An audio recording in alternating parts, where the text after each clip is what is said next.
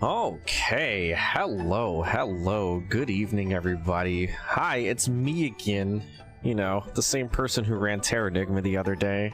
No, it's me. Hello, my name is IceBlue. We're gonna be running some Dragon Quest tonight. And I ran Dragon Quest 3 last event, which was a lot of fun, minus the shenanigans that happened with the liquid metal slime. That took about 50 minutes. But thankfully we don't have to worry about that too much this run. There's only a small little grind and the encounter rate is much higher on the slimes. But yeah, this is Dragon Quest 1 HD2D. It is a retro game, I promise you. It only came out, like, you know, last year. It's a retro game already. That's how that works. But yeah, so this game is fantastic. It introduces a whole new like line of bosses like into the story. It gives you some amazing visuals and like an orchestrated soundtrack. There's new story triggers and everything. It's just it's so good. If you haven't played it, go play it. It's so good. We're gonna name ourselves a nice little heart. We're also gonna play this in English. Doesn't matter, we're turning off voices anyway. And I just kept it on here so I can like make sure y'all see that I'm playing it on the normal mode and not the easy mode. But yeah, I'll go ahead and get started in 3, 2, 1 and go. So this game introduces cutscene skips. So unfortunately we won't be watching any of the cutscenes. There are a couple of them that we do kind of have to watch, but we don't have to watch like most of them. So this game kind of gives a lot of backstory as to like what happened in the very first game. So like you don't just, you know, you're not just some random hero that just showed up. Well, I mean you are, but it kind of explains like where you came from, I guess. And then how these guards, these are Gwaelin's guards and the captain. And then we get brought into to talk to the king because we were like, hey, I am Erdrick's, you know, descendant. Well, the captain this is the only time you're gonna hear voice acting in this game, so I'm sorry. We are deactivating that. Truly believe, but because it actually is faster to turn off voice acting. mine oh the hero calm. So we're gonna get through this dialogue. The king is like, "Are you really the descendant of Erdrick?" And the first option, I just said no for fun.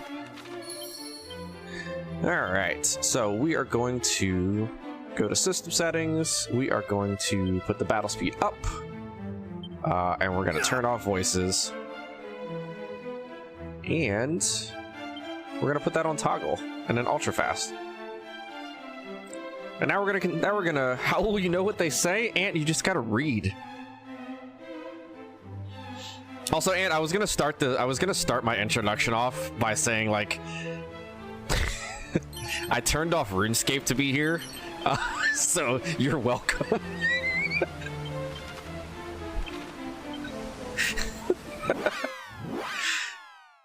But I didn't. But I'll say it now. Ant, I turned off RuneScape to be here. Alright. So one of the biggest changes to this game is that they added sparkly spots like they have in Dragon Quest 3. HD2D, they added sparkly spots on the overworld. And there are a lot of stat seeds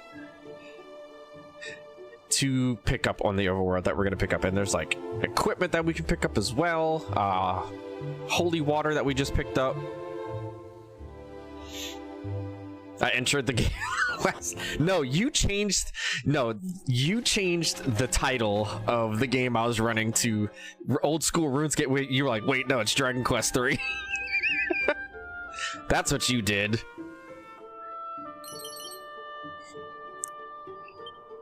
All right, so we're gonna pick up some seeds and we're gonna make our way. So we're not going the traditional way. We are going to be going straight over to Hawksness first, because there is a very, very, very, very strong ability that we're going to be picking up. Yeah, RuneScape. I love RuneScape. It's like my favorite MMO. So we're going to be heading over to Hawksness first, and the reason that we're heading over to Hawksness is that this game introduced like ability scrolls in this game. So you can find scrolls in this game that will teach you an ability for your hero to learn. And there's one in particular over in Hawksness. Well, there's two of them that we pick up in Hawksness, and it is the Padfoot scroll. So Padfoot is a very, very incredibly strong ability that we use on the overworld that reduces our encounter rate by, I believe it's 75%. And we don't want encounters. The only time we want encounters is when we're fighting the metal slimes. Every other bit of experience comes from bosses in this game.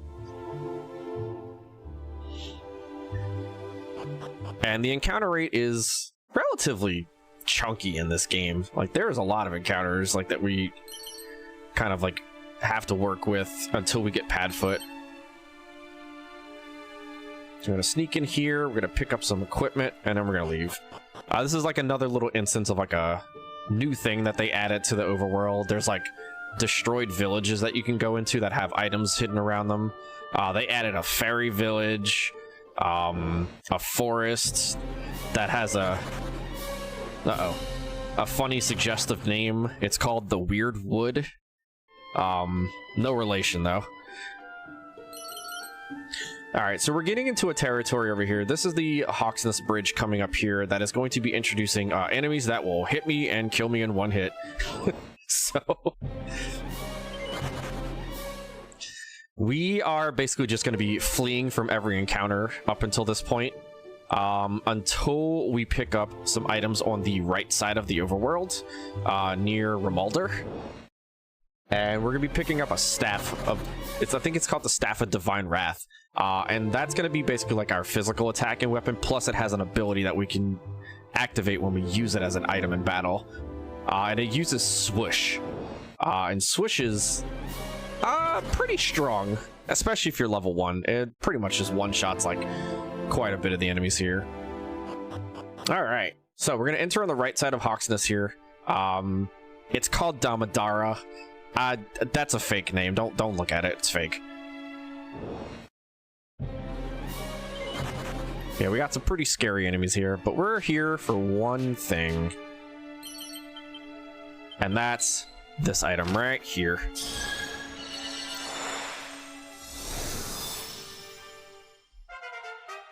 So we're gonna learn Padfoot, we're gonna immediately activate it. So now in this one you can actually assign abilities here and items to be used. So we can basically just like quick cast spells, quick cast abilities on the overworld, quick use items, things like that. So we're going to re-enter here. There is a few more items that we're going to be picking up. This is the Hermes helmet. This thing has a ton of defense early, and it also gives us wind resistance, which we're going to be utilizing in a very particular boss fight later on that uses Kaswish. And that boss fight is a jerk. We're also going to be picking up 12 mini medals because we need the rewards from those. That includes getting the Wild Side ability, which if you're familiar with Dragon Quest III, the Wild Side ability is something that the Monster Tamers learned, and it allows you to perform 2 actions per turn. So now we have another little adventure that we're going to take here. There is a sparkly spot here that we're going to get. Padfoot's going to run out. No, I don't want to use that.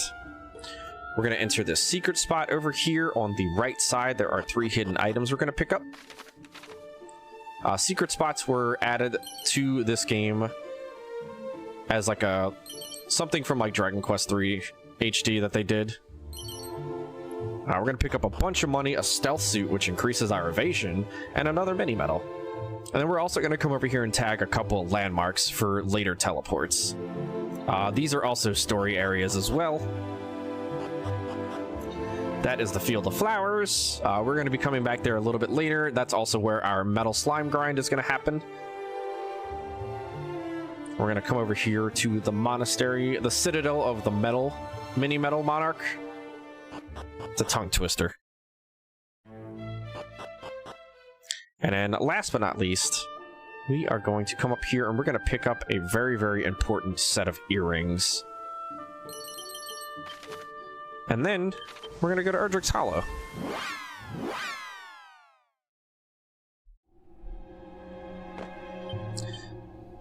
We're going to auto-equip here. We're going to put on the agility ring and the wristband.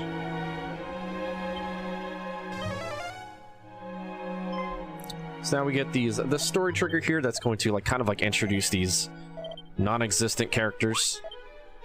They are claiming that they are the heroes, and they're going to defeat the Dragon Lord, but they probably couldn't even defeat a slime, if I'm being honest. So we're going to pick up a couple things on the bottom floor of here. There's a Chimera Wing that we're going to pick up, and a mini medal, and a MP restoring item, a phial of magic water. If we kind of cut these corners well enough, we shouldn't see an encounter. I have not been cutting these corners well, so we're probably going to see an encounter. But it's okay, because we're just going to run. Oh, maybe I were cut. Oh, okay, I cut the corners well enough. All right, perfect.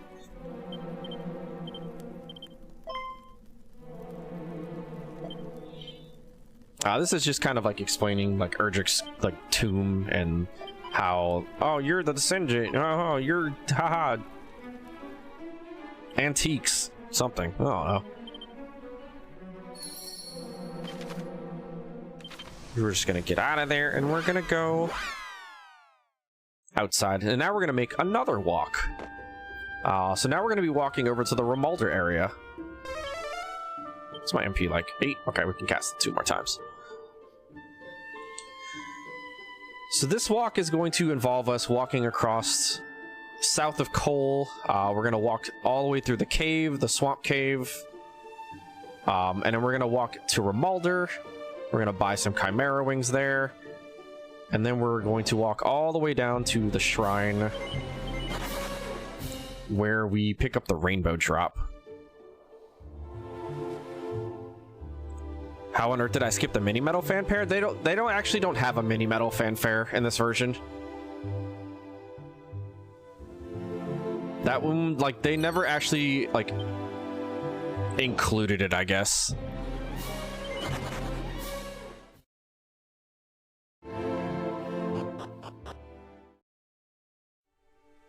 Alright, so we're here, we're gonna pick up a strength seed. And we're just gonna leave. That guy's important. We don't need to talk to him. Cast Padfoot here. But you could already see how much of a difference Padfoot makes as far as the encounter rate. We also kind of want to stay out of forest tiles here.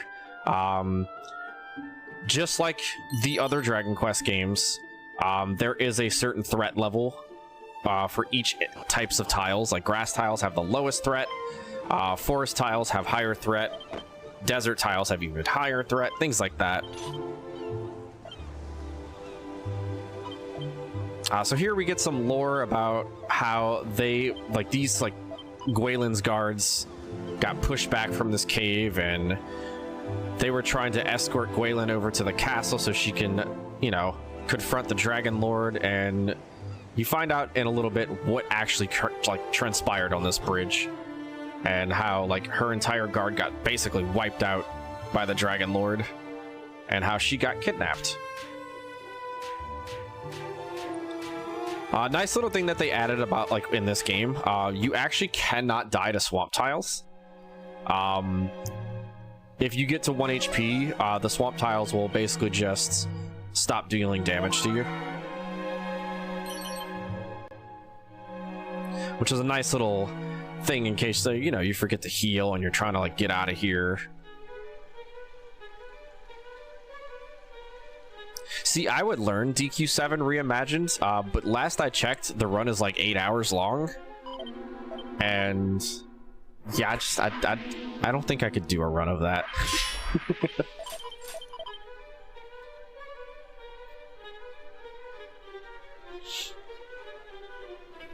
Maybe Countess and them have gotten the time down a little further, but yeah, last I saw it was like around 8 hours. Like my casual playthrough, that game took like 80. It was a good game.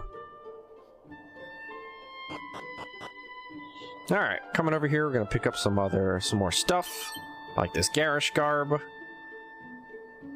I'll pick that up, and I think it's nope, not that one. It's this one. Yeah, like the original Dragon Quest 7, Dragon Warrior 7 was. That was a. I mean, even the tutorial was like 4 hours long, maybe even longer. But like Reimagined definitely like shortened a lot of it. You know, it made the tutorial pretty short. The entire thing like revolving around Kiefer was very short. All right, this is Rimuldar. We are here to pick up some Chimera Wings and to hit this story trigger. Oh, we're also here to steal some money. There we go. So we're gonna come up here. I'm gonna probably use a medicinal herb just to heal. I think this is 21, yes. We're gonna use that just to be safe. I'm gonna pop in here. There is a mini medal. And then we're gonna leave.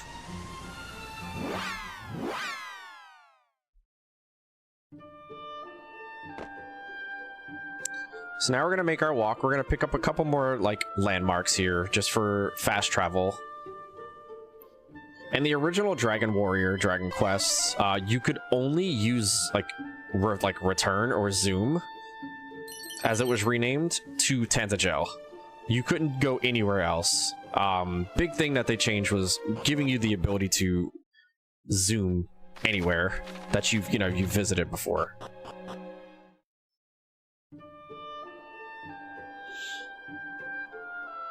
Oh. Walked a little bit too far south. All right, so we're coming to the end of our terrifying walk here. Got some pretty dangerous enemies over here. We're most likely going to see an encounter. We're going to be picking up a Staff of Divine Wrath right here in this little swampy tile. And that is going to be pretty much our main weapon for a while. Wow, I didn't get an encounter. That's impressive. All right, so come over here to pick up that, and then we're going to go to here.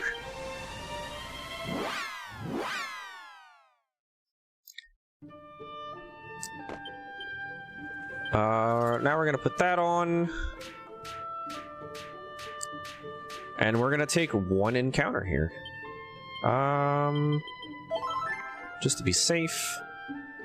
Sometimes those enemies can hit you and kill you, and then we have to redo all that. That's not fun.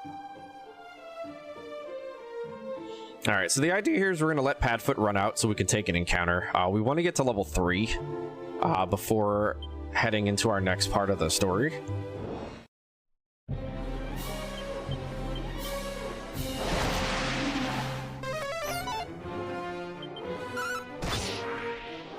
And this should bump us immediately up to level 3. And then we can cast Padfoot again.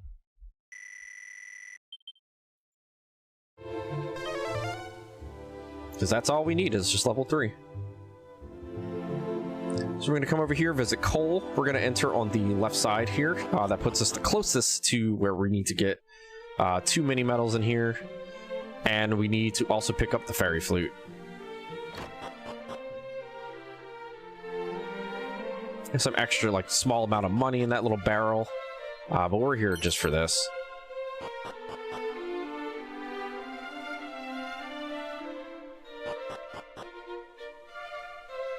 Okay. Yeah, they really did a fantastic job with, like, giving us, like, this orchestrated soundtrack. It sounds so amazing.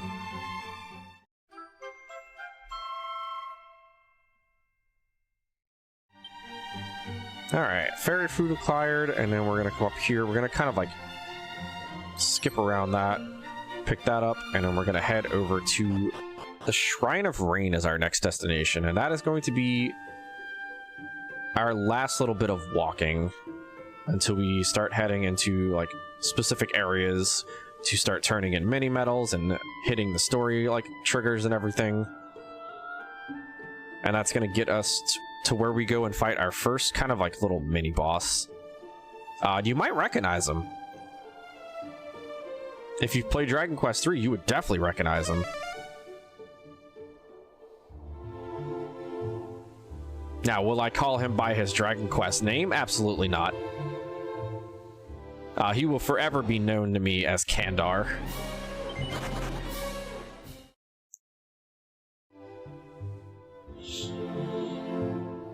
Dragon Warrior 1 was Dragon Warrior 3 was like my first instance of ever playing 3. And I will forever call him Kandar and not Robin Hood.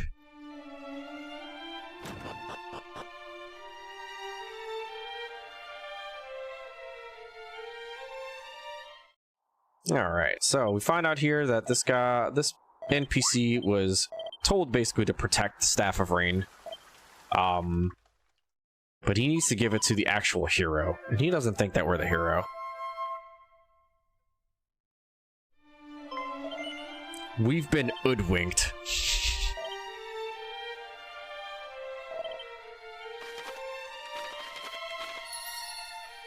So we're gonna come over here, we're gonna pick up a couple more items.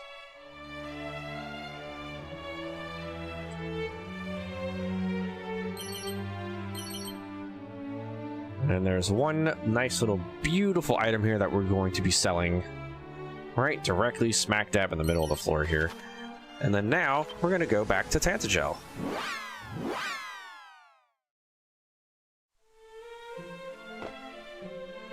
Because we need to go talk to the king.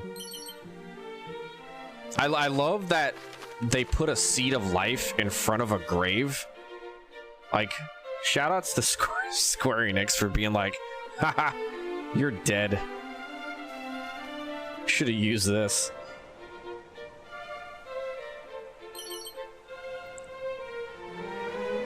Pick up a couple more seeds, and now we're going to go and talk to the king. The king is going to advance our story plot.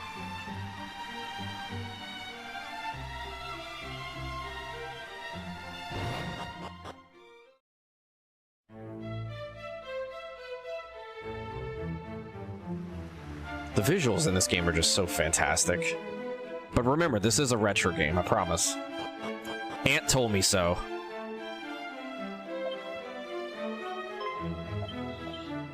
I mean, it has to be a retro game, right? It's in this marathon.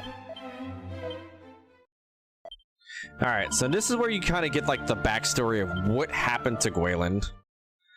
And you get to see, this is a very dark cutscene that we can't skip. So, like, watch the guards in the back. And everybody's dead. You mean known liar and charlatan anthole? Yeah, the same one.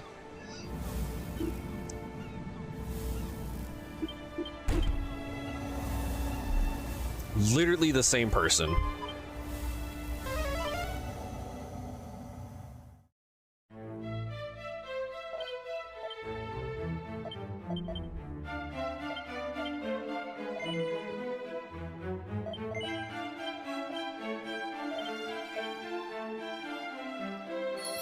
All right.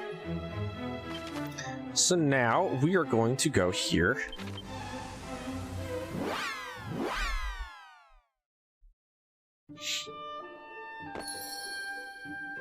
We're gonna make our way over to this little secret spot over here.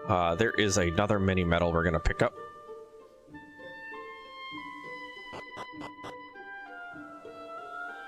And trust me, chat, I get it. I really, really do. But this sparkly spot, I get it. It's shiny, and you want to grab it. It's not worth it. Just don't do it. It's not worth it, I promise. The items in there are subpar at best. The items in there are a third-rate duelist with a fourth-rate duelist with a third-rate deck. You just don't want to deal with that. Yo, wait, Ant, we're signing blood signatures here? Wait, hold on, where's my paper? I want to sign. What am I signing?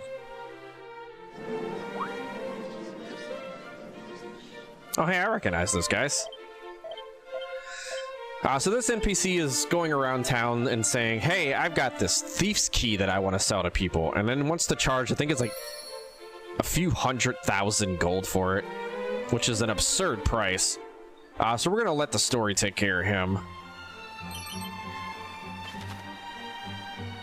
And then we are going to go here.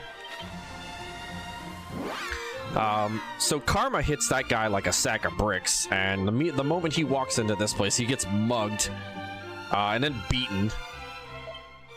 So we just kind of find him, and we're thinking, it's like, you know, oh no, what happened? Anyway. So we find out his thief's key was stolen, and it was stolen by a group of bandits.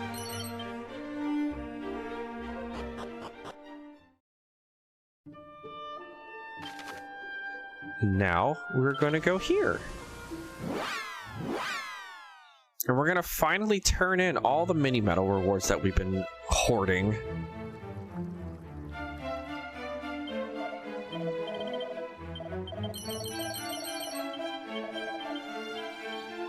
And then we're going to be using everything that we've just gotten. So the Demon Demeanor Scroll.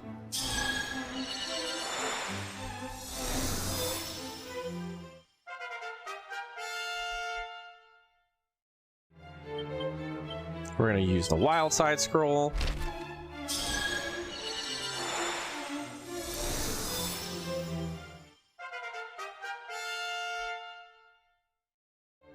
We're going to use all of our seeds and pray for that we get good seeds. Okay, good good agility, good agility.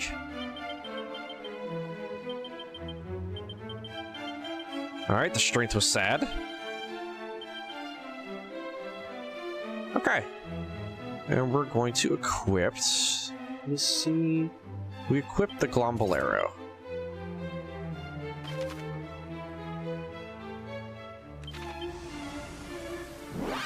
Alright, so Wild Side is a very, very, very good ability.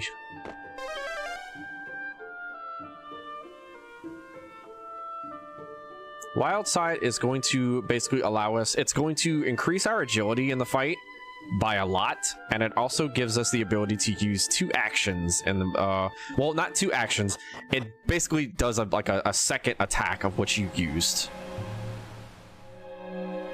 So like if we use the Staff of Divine Wrath, then it's going to use it a second time. All right, so we're going to use this on Kandar.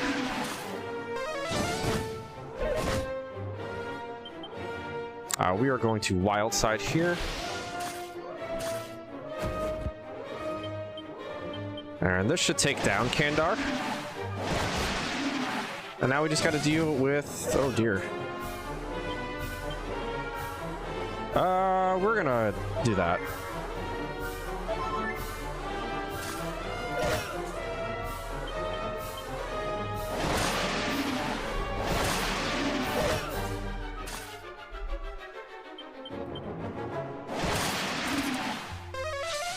Don't do that. Stop that. Run out of MP. Alright. That is a Kandar fight.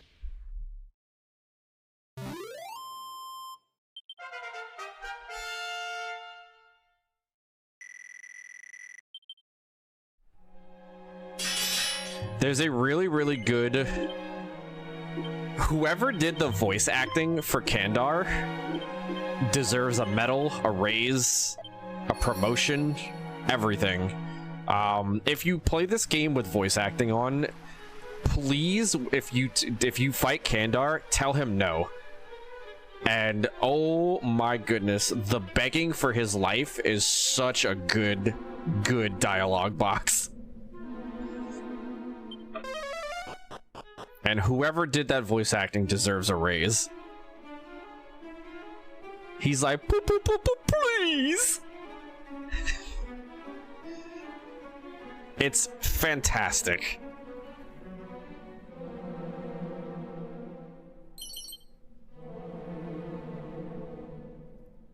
Wait, there's a mini battle in here? Where?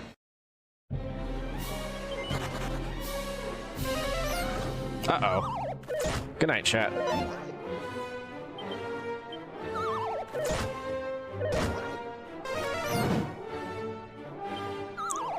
Shh, chat, we're sleeping. Shh.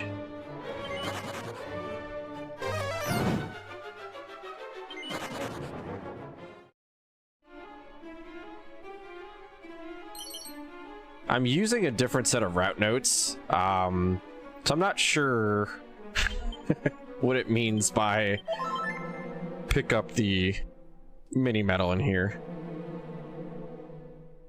but I guess we'll figure that out. The route notes that I've used before in the past have a different route.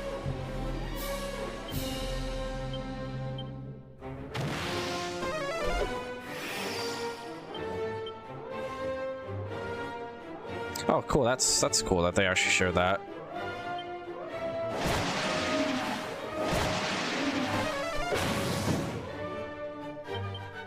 This should still be fine here to use.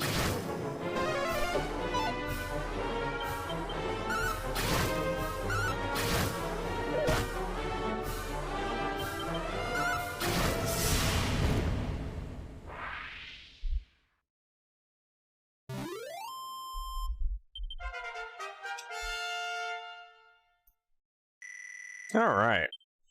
That sorcerer was no match for us. Not sure why he was attacking this guy. They kind of explain it.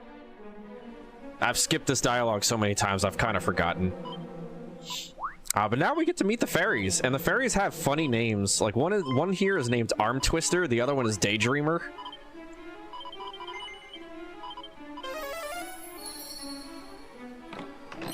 I'm pretty sure if Square Enix could, they would probably name one Titty Twister, but I think just, you know, for the safety of, you know, the younger folks playing this game, they probably shouldn't have.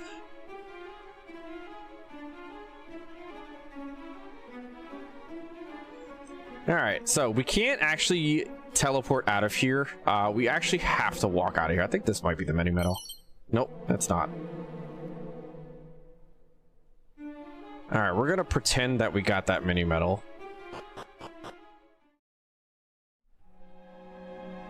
I think Leg Puller is one of them. Are you the mini medal? Nope.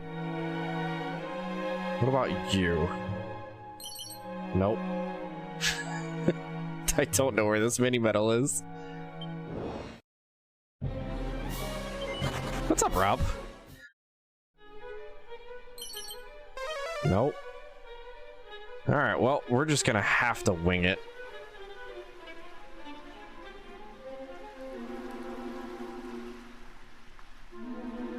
Oh wait, maybe it's you. It is you. Alright, perfect. Alright, first try. We forgot to also use that.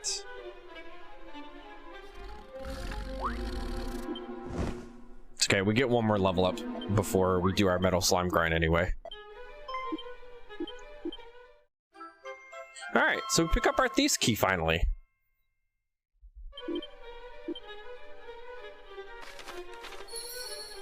And now we can use teleport out of here.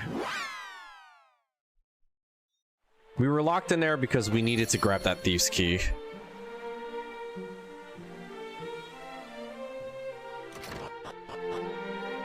So now we're going to come over here. We're going to be picking up another strong scroll.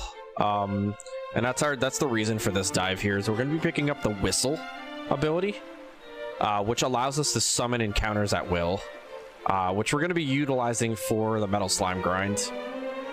That is happening relatively soonish.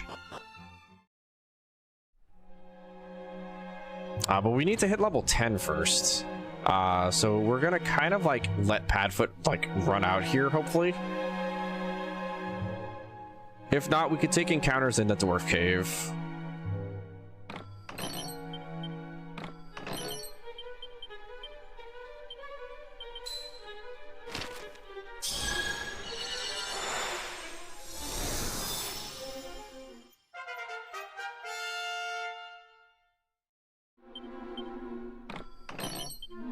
That is not a mini medal. Okay.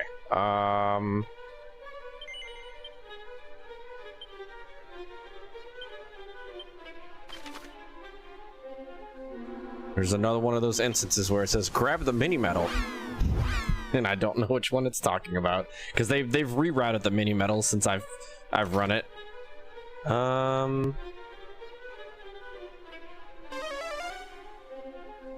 Oh, actually, wait, no. I'll just have to buy. I'll go back and buy a couple more Chimera Wings. Forgot we have to hit this trigger first.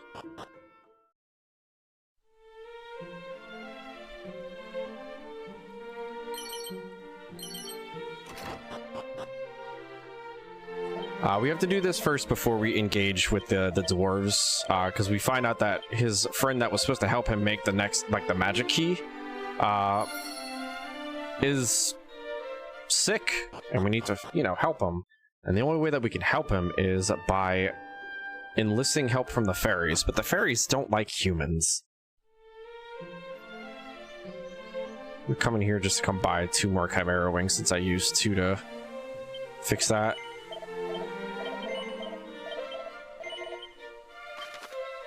And now we're gonna go to the Dwarf Cave.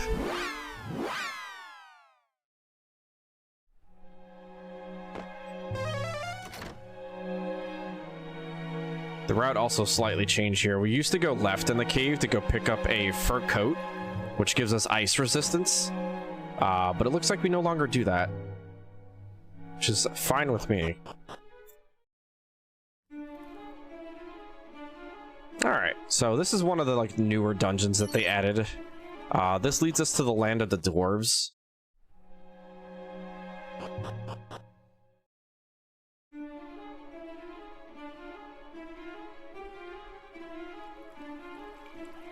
Okay, and now we're going to farm some experience.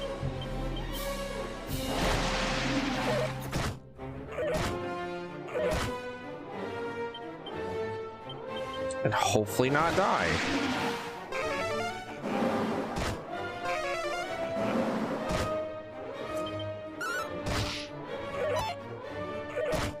Since when does this guy get 2 hits? I don't ever remember Lump Wizards getting 2 hits, but sure.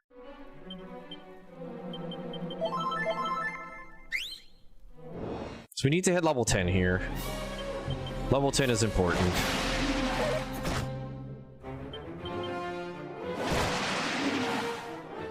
A nice little feature of quality of life that they added to this game is that they made every time you exit an encounter, the game auto-saves. This is terrifying. I'm gonna run from that. We do not want that encounter.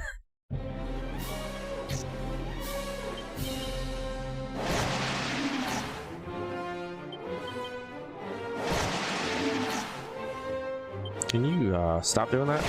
Thank you. This should hit us level 10 now. Alright, perfect.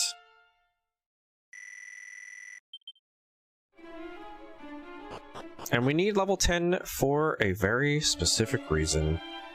That is to unlock a spell.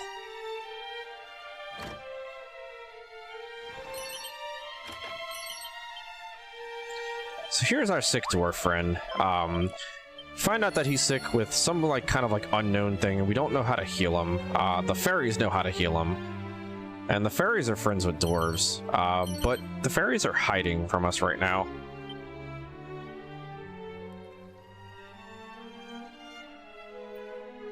We'll come over here. There's a key item for the story up here that kind of gets introduced to us a little bit later.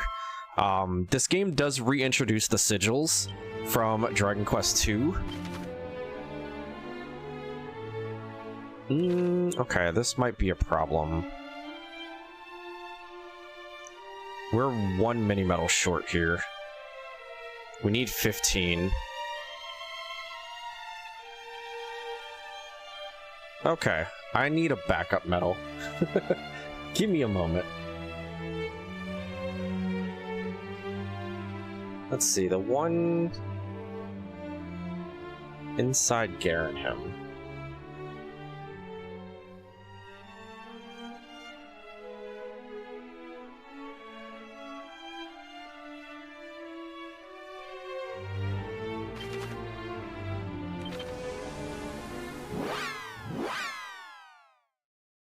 All right, we're gonna go sneak in here and grab it. I have a cheat sheet up. Don't tell nobody.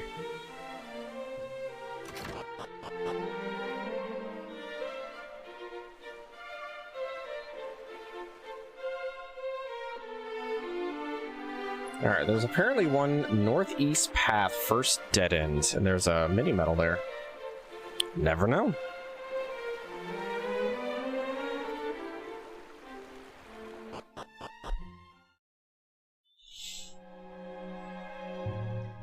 Is it here? No.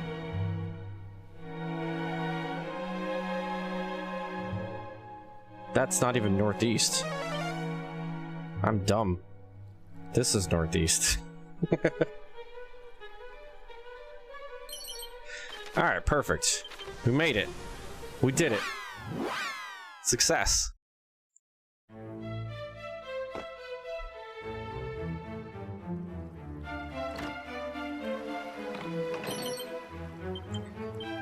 Alright. So we're going to use the re-heal scroll. That's going to come in handy for later bosses. And then we're going to use all of our seeds here. Which those are like probably the worst that we could have done.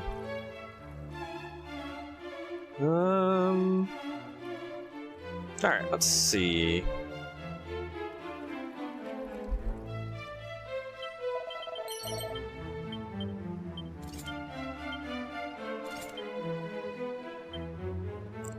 And we want that on.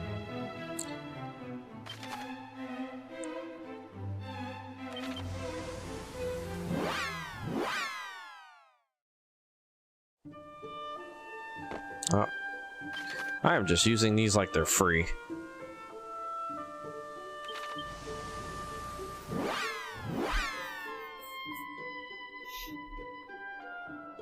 Find mini medals in RuneScape? I found them all. All 67 of them. Alright, so now we're going to walk over here. There's a new town over here. Since we've now talked to the dwarves. Now the fairies are here, since we saved them in the cave as well.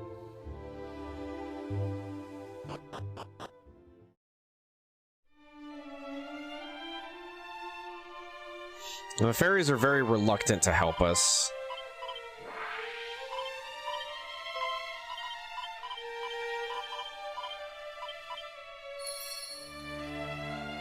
So they tell us to go talk to the leader of the fairies.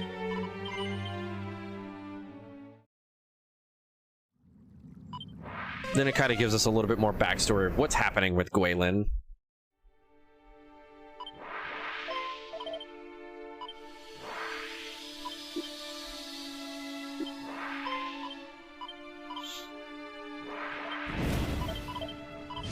So the Dragon Lord is trying to find out what did the goddess Rubis tell her in her dream, and Gwaelin is resisting.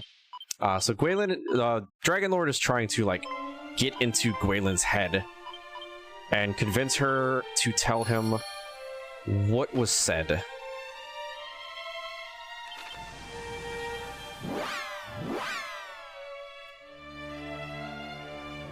I just teleported to the same place. Alright, we're gonna go to Rimalter. I'm gonna go buy some more of these Chimera wings, because we're kind of throwing. How many do I have left? 9? Eh, we should be fine. I go buy some more though.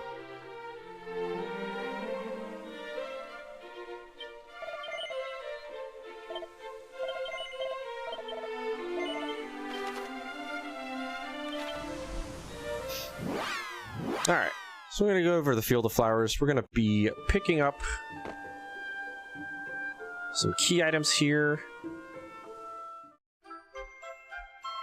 And in the time that we come here, like, we leave the fairy village and we come here to pick up these items, the fairy village gets attacked.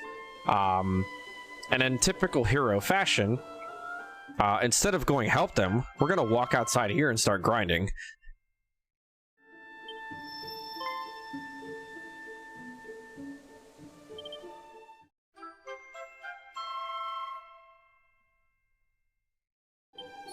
Because levels are more important.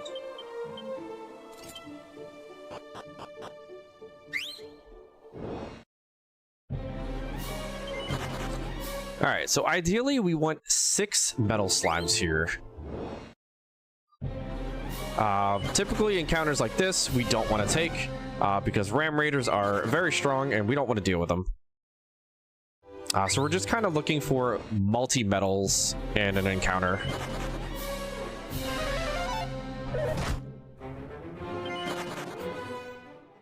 Renoa's about to be swallowed by their lunar cry. How about some cards?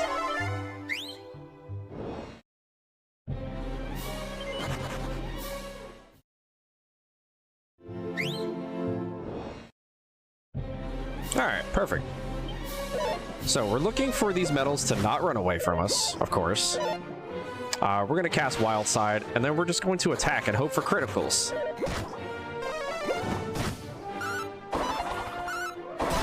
Alright, bad start. Okay, the one that we damaged stayed. Okay. Alright, well that's 1. We need 5 more. And the nice thing is whenever we level up, it full heals us.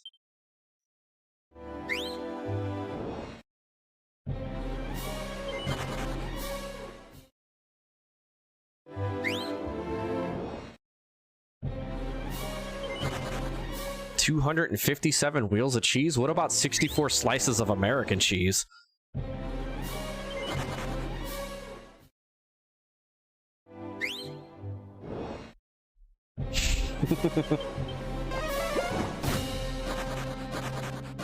Oh, that's just unfortunate. We'll give it a shot. I think I'm blind. I'm so glad y'all got the reference. Oh, good, a critical. Perfect. Alright, 4 more slimes to go.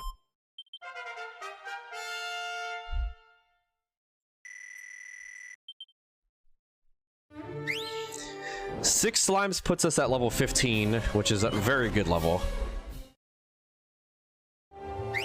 I mean, alright, if 64 slices of American cheese made Homer blind, I don't know what 257 would do to someone. It's probably worse.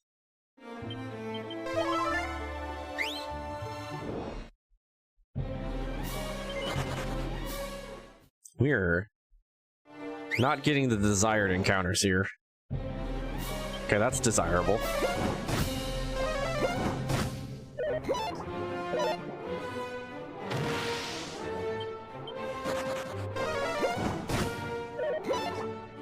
Alright, so we're at 2 slimes here. We're at 3 slimes here. Okay, that one stayed, that's good.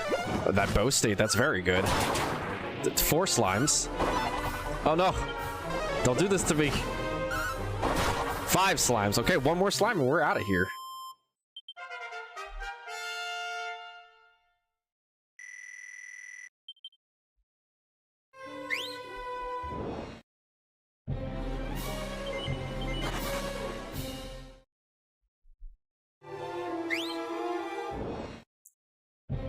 Oh.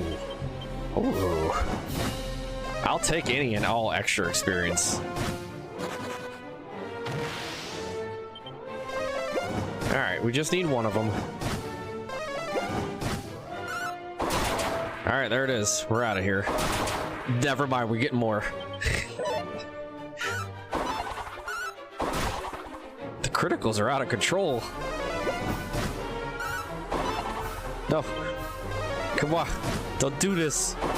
Perfect. Alright, 8 slimes is kind of ridiculous, but I'll take it.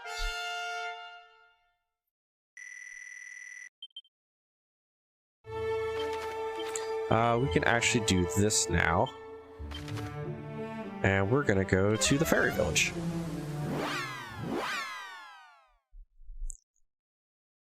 Alright, so we find out that the fairy village is being attacked. But we're here to save them. So we're gonna cast Reheal.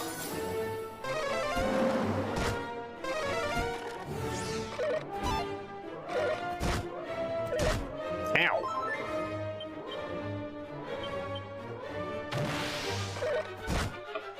Alright, so we're getting some pretty bad RNG here, so this is going to be pretty much like a reset fight.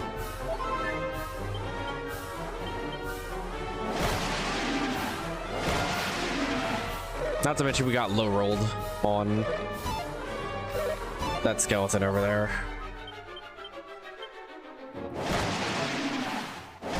And we're going to try and salvage this.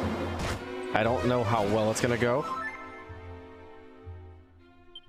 This should kill you. All right, perfect. Oh, we might be fine, actually. Yeah, we're fine. It wasn't even close. It just literally wasn't even close.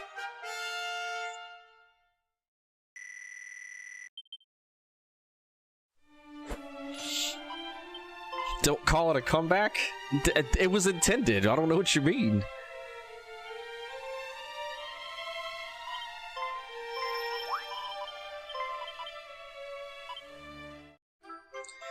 So that's like the first instance of the game dishing out a very terrifying encounter and just telling you to deal with it. Even like casually, that fight was like very difficult. Alright, so we got the sign up syrup. That is going to heal our dwarf friend here. And he's going to go immediately over to Romualder and help that NPC create the key. And instead of like walking into town or like zooming into town, we're going to zoom outside and we're going to walk around. Because that is just much faster to do.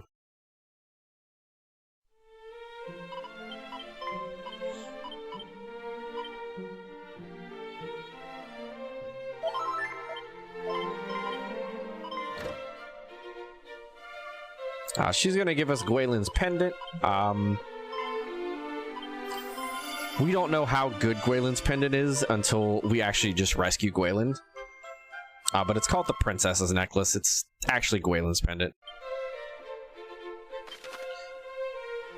Yeah, alright, there we go.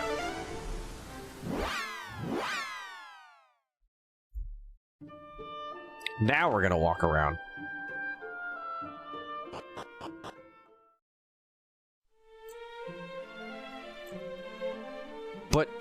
But thou must. Alright, so we're gonna pick up our magic key, and then we're gonna go on a kind of like a journey here to pick up a bunch of quest items.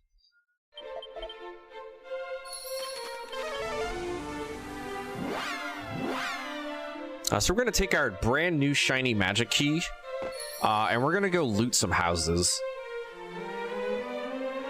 Don't do that at home, though. We'll come in here. We're gonna come right here. Is it right here? No, I think it's downstairs. Is it downstairs? Yeah, I think it's downstairs. No, it's this one right here. Yeah, okay, that's what we were here for. Money. Yeah, there we go. Mug the house. We're also going to take this magic key and roll in all their pottery. I mean, we did just meet the fairies.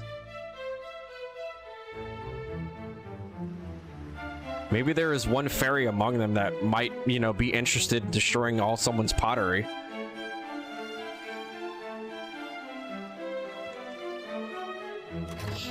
Alright, so we're going to come over here. We're going to come pick up the Stones of Sunlight. We're going to need that later for creating the Rainbow Bridge. We're going to also pick up a couple of seeds here, too. Because we love extra stats.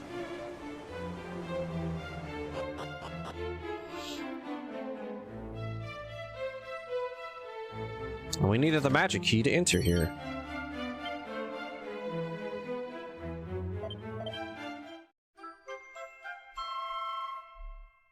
There's a life seed in here somewheres? Where?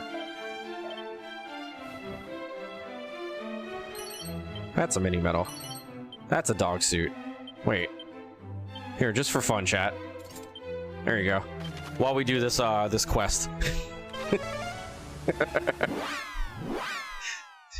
Unfortunately, we're going to be unequipping that, but while we do this quest.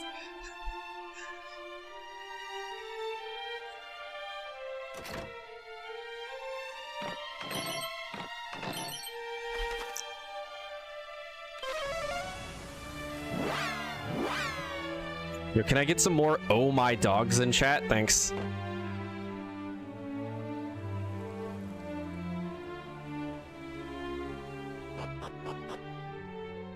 Alright, so this is where the game introduces the sigil system. So the sigil system is something that they added to this game and to Dragon Quest II HD that allows you to kind of like power up certain abilities. But there's special requirements for these like certain abilities.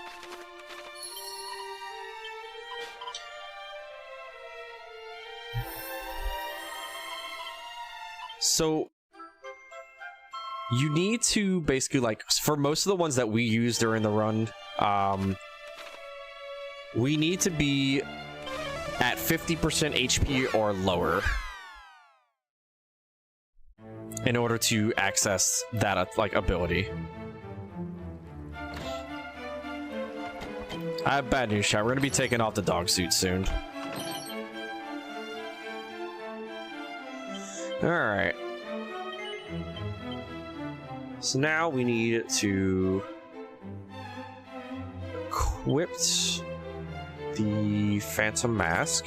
We're going to equip the Stealth Suit. And then we're going to... and the Asbestos Ring. Okay.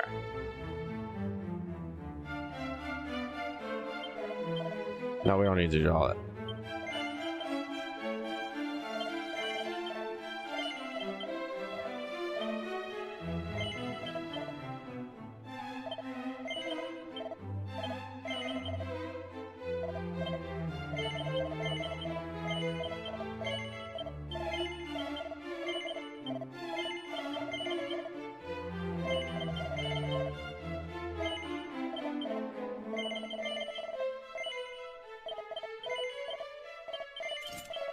All right.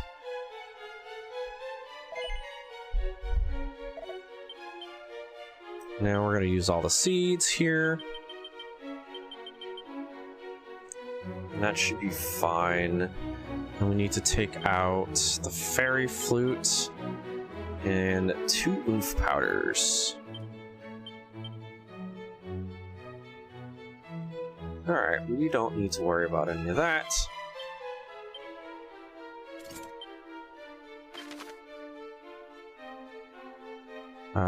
Where are you? Quagmire Cave. Hello? There it is.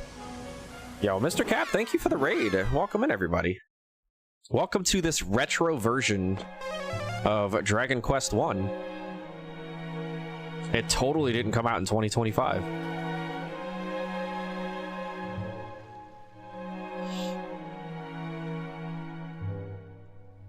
Alright, so now we're going to make our dive. Now that we have the magic key, we're going to make our dive to go save Princess Gwaelin. And this is probably one of the funniest boss fights in the entire run. Because, like, you get here and you're, like, expected to, like, struggle with this fight, right? Well, we're not gonna struggle. In fact, the green dragon's gonna struggle instead.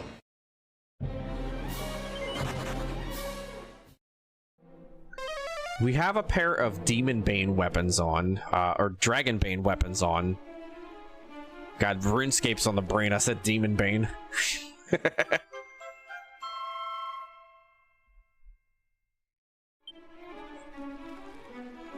And we're going to be using a Dragon Bane ability as well. But we're not going to be using the normal version of it. We're going to be using the powered up version of it from the sigils.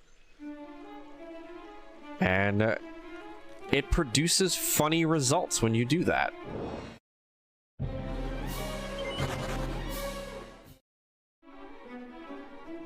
So we're just going to kind of like make our way through there. We picked up a key item there that's going to be turned in later for the sigils.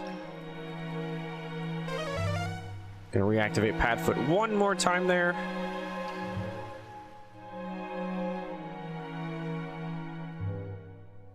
Oh, we should actually have the Clumbolero on. Thank God for notes. All right. So this is the dragon. We're not gonna fight him just yet, though. We have a cutscene to watch. We kind of have to like tell Gwaelin that we're not here to like confuse her.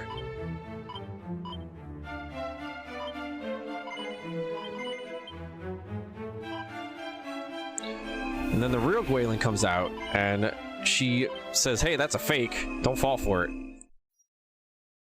And she brings us back to reality. And now we fight the dragon.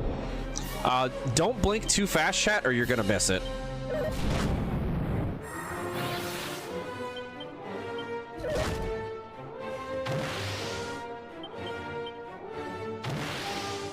Oh, okay. Wait, hold on.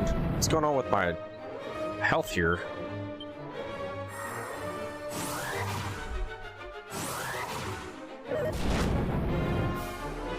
All right, chat, don't blink too fast or you'll miss it. And the green dragon's dead.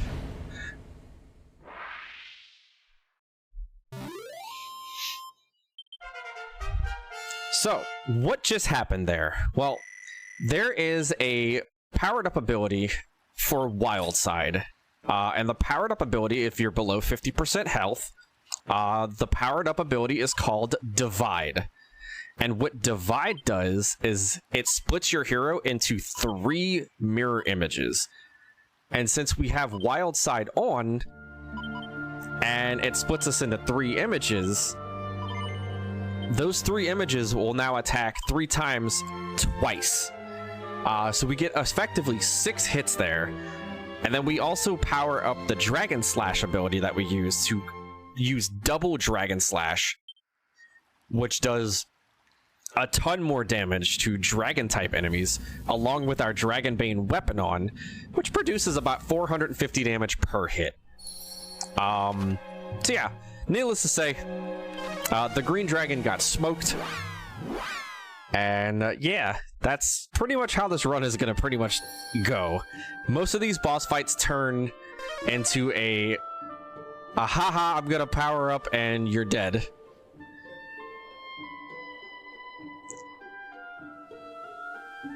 To shreds, you say? Alright, so instead of bringing Gwaelin home, we're gonna take her to go see our Weirdwood. I mean, take her to the Weirdwood.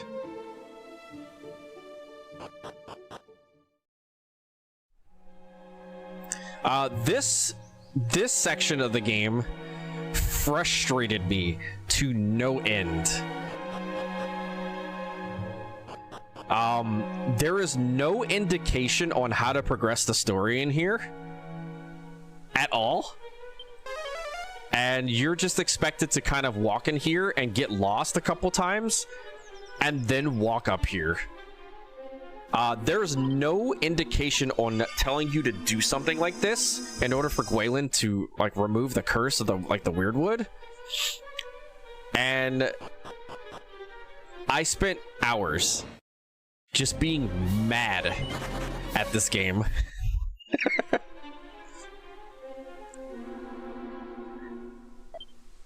But yeah, the idea is to just like load the screen a second time, go back to the main screen, and then go up.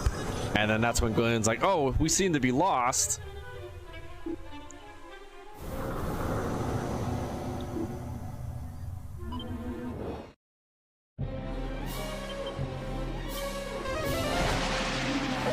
Alright, so this is kind of like a scary fight here. These things can deal a lot of damage. But, you know, they're clouds. So, they're weak to, you know, wind. So we're just going to use the Staff of Divine Wrath with Wild Side on it. We're just going to completely obliterate this encounter.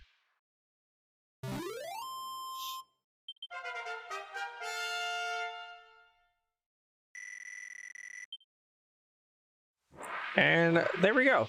And we come to find out that these 3 NPCs are, you know, the woods here was hiding the Fairy Queen herself. Yeah, that fight took me a while casually as well. It was not a nice fight, being venomed and beaten to death.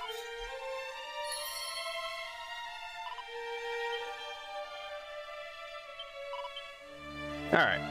So we're going to talk to a couple fairies here. The final one we're going to talk to is inside the house here. And that advances the story plot. Yeah, there's actually a Steam achievement for if you're still carrying Gwaelin with you and you take her to the end, the game is like, oh, preposterous.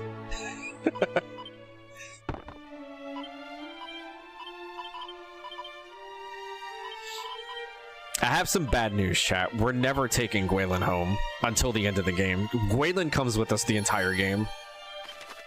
I don't know if that's a blessing or a curse, because it's actually intended to keep Gwaelin with you. And she has a passive ability that she can use. So if you are struggling in a fight, she can use a prayer that actually puts a massive healing buff on you that heals you every turn for about 65-70 HP.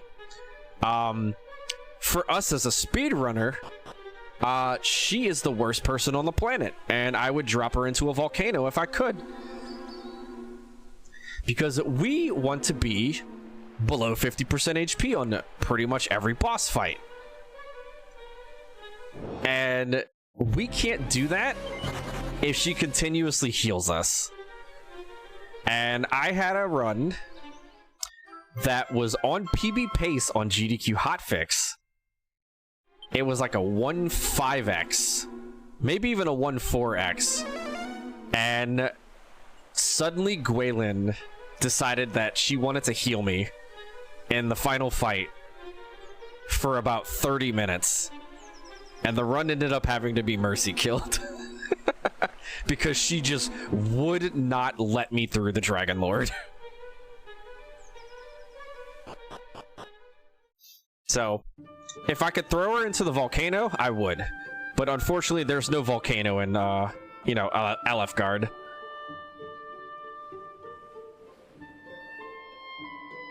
Alright, so we're gonna come hit this. We need this just for the zoom point. Yeah, definitely go check out the GDQ hotfix run for Perilous Paths. I think that was done in January. We were at the Dragon Lord at like low 1 or high 1.4x, maybe low 1.5x. And we were there until about 2:20, and then we had to unfortunately mercy kill the run. Because Gwaelin would not let me through. She would heal me on like the second to last turn, and my HP would go above the 50% threshold, and I couldn't double Dragon Slash. Which is the amount of damage that I needed to do.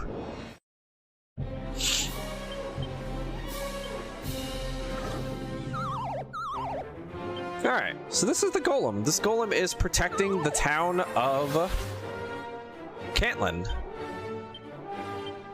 Sometimes he can be a jerk, like waking up right there.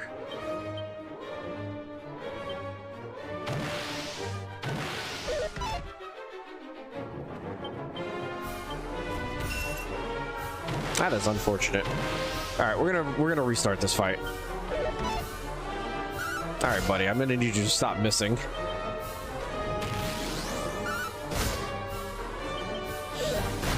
Thank you. Alright, so we're just gonna reload this fight.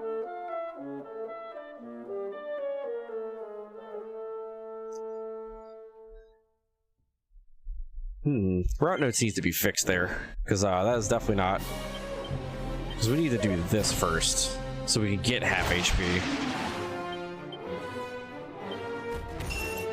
Because he will always use defending champion on turn 2.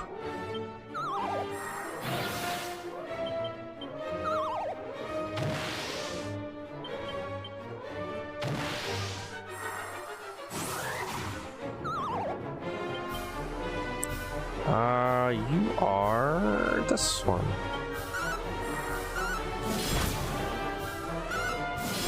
And there's the golem, he's dead. I hope you didn't blink too fast, chat.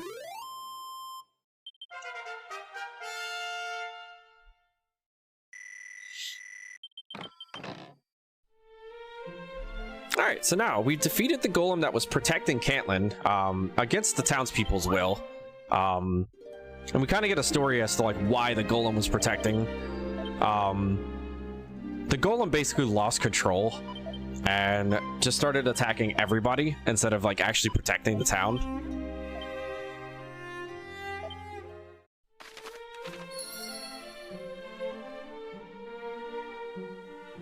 So we needed to proc that cutscene. We're gonna come down here. We're gonna be picking up another oomph powder.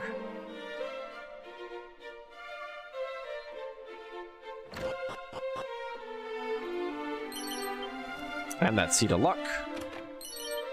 And not that. There we go. We're gonna go to the dwarf cave because we need to fix the bridge. And the only people that can fix the bridge are the dwarves. So we need to go enlist help from our friends.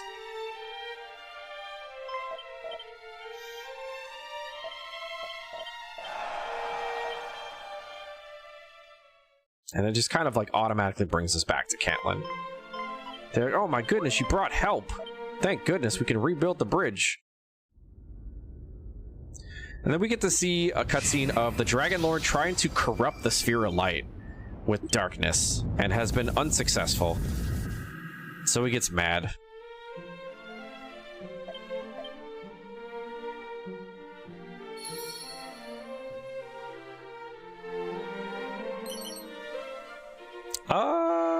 Okay, we don't need to actually. Okay. So we're going to now warp over to the outside of Hawksness. Oh, right. Got to do that first. I was like a couple of like tiles away from like accessing this cutscene.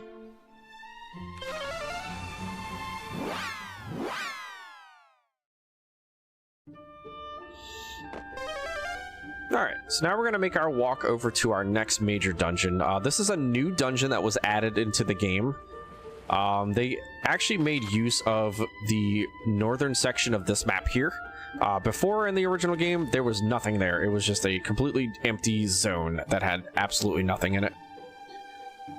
But they added a dungeon over here, and a new subset of bosses and some new stuff over here.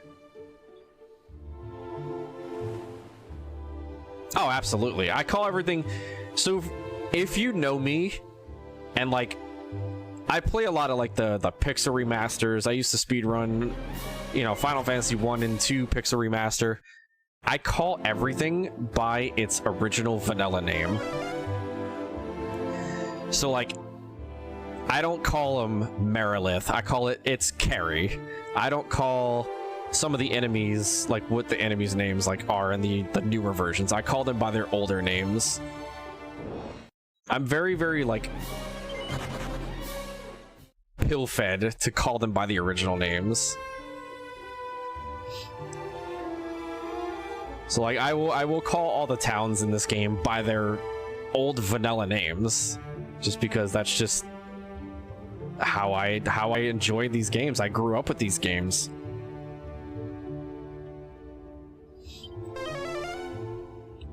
I think the coolest thing about like the quality of life of this game, like, because at first it was basically like it was like an Easter egg to bring Gwaelin with you in Dragon Warrior 1.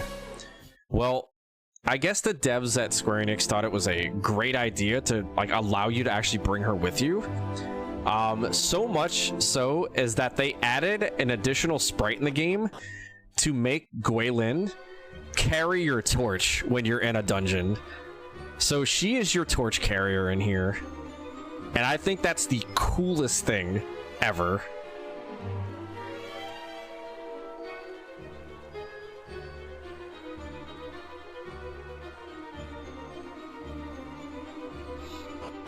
Alright, so this is Weeping Isle. We come here to basically, we are told that the priest of that, you know, built the golem is here, or like has been kidnapped here, and we need to find him and his son. Don't speak to me or my son ever again. No, oh, wrong game. Yeah, I prefer those names too. Like, I especially like Barbaricia. That's like one of my favorite fiends.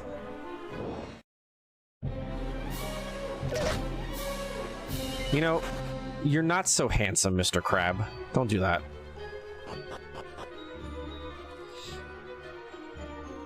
Alright, so we come here, we're going to be picking up a pretty strong scroll here. And that scroll is going to be for a spell called Kakrak.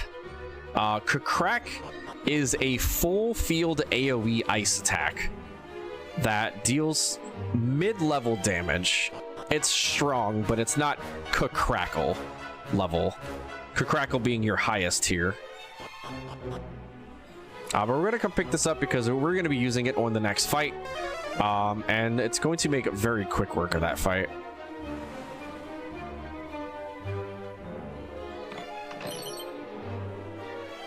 We're also here to pick up this here. This is another story item that we're going to be needing for sigils. And then we're also going to use the Kakrak scroll.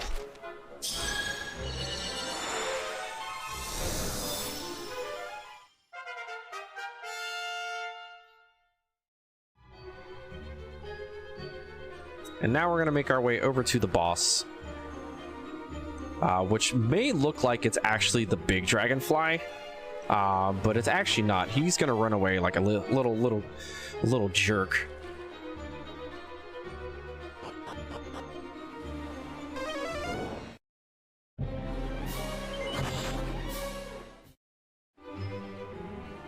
Those gargoyles are jerks. So earlier we picked up a suit of armor called the Tectonic Plate.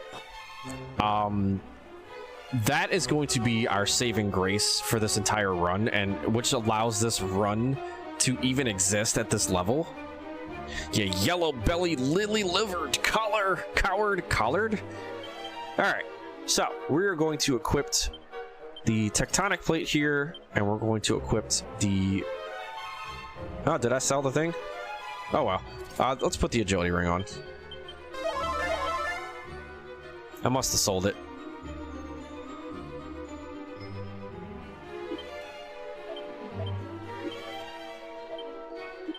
Alright, so it looks like it might be Spiketail there, but Spiketail's gonna run away.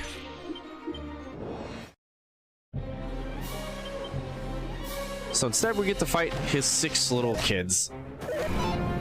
But we are immune to fire, which is mostly the attacks that they use. And we're gonna use our newly acquired spell here, Kakrak, to make quick work of this fight.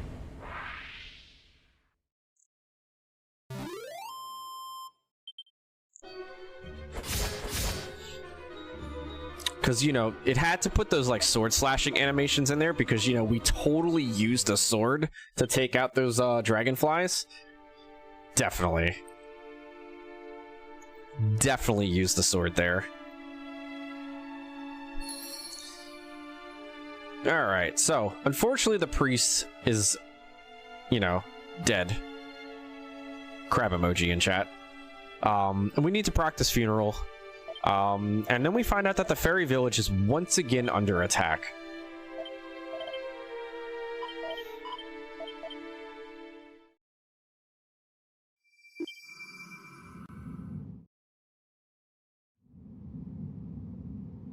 I really like that crab emote. So you kind of get a cutscene here that shows the fairy village basically getting attacked. And we're gonna go and save them. F's in the chat for the priest.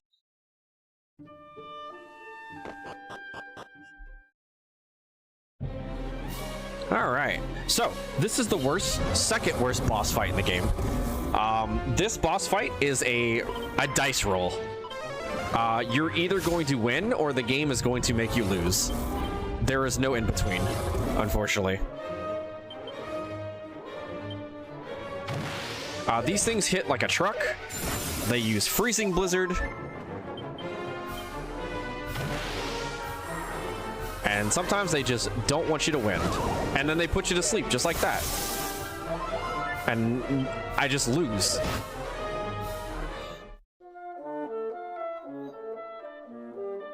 But don't you worry, when we actually make it through, we're gonna show these dragon zombies what's for.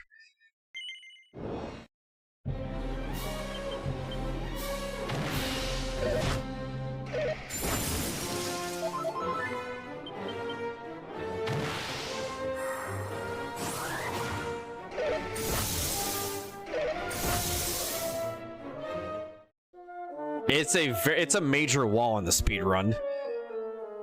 We don't have any ice resistance. You can technically go get an earring that gives you ice resistance, but it's such a huge walk. That's not gonna work out. Sadly, we need the defense.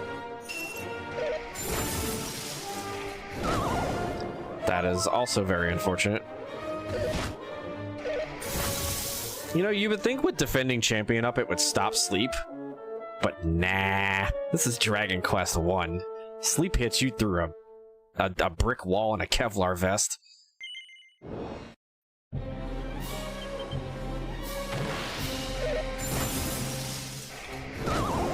My brother in Christ, stop using that.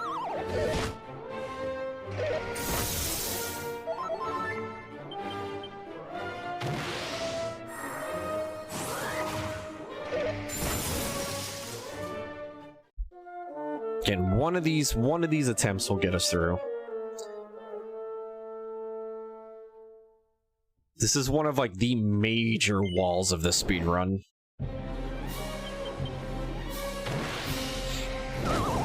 Because you unfortunately need this fight to not do what it's doing.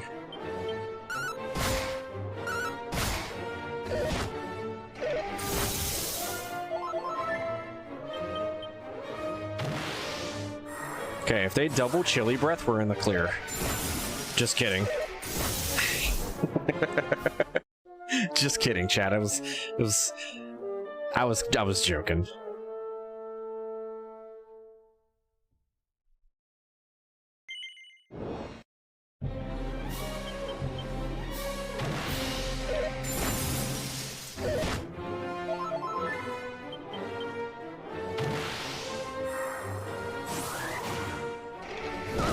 Stop hitting me with sleep. If we'd have woken up there, that would have been perfect.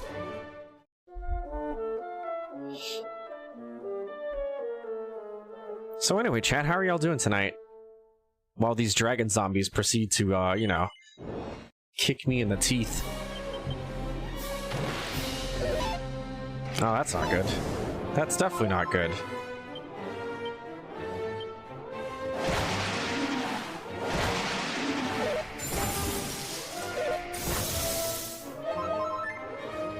That's even worse.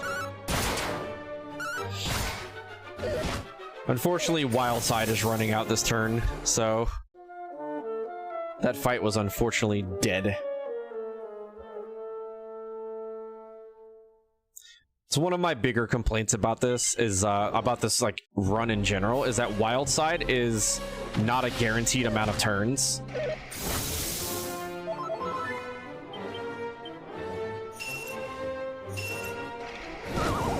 Stop it.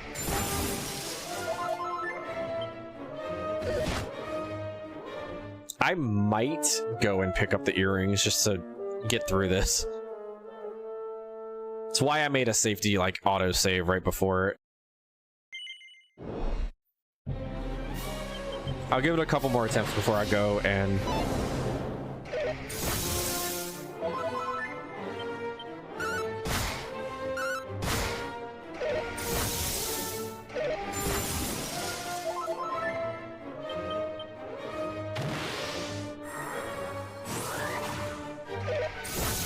Okay. Okay, we made it through. You are...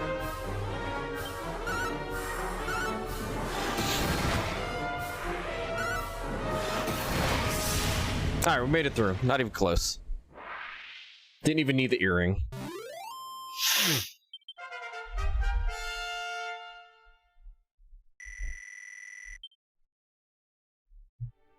Alright. So, that fight happened. Unfortunately, one of the fairies is dead. And everybody is sad. And now they are going to heal the fairy queen, or the princess, I guess you could call her. I wouldn't call this the hardest fight. There is a fight that's even worse than this one, so...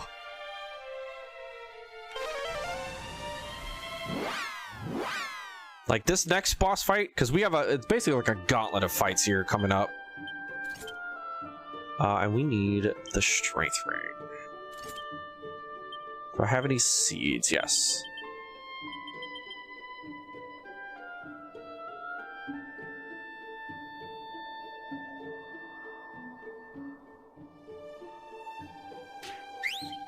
Alright, we need to get to 50% health. That will get us there, but this is kind of... Ow. Ow. Kind of scary.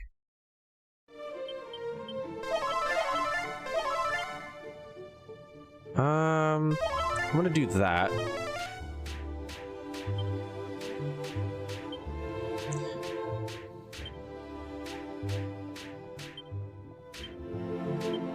Alright, perfect.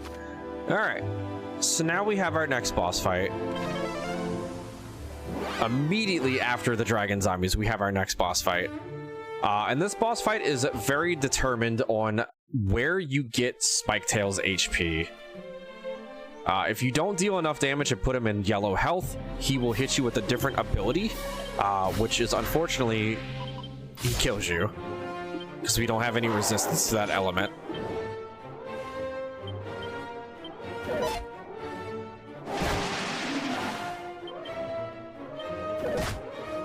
Why are you attacking on turn 2? What? I feel like they changed boss AI with the latest update.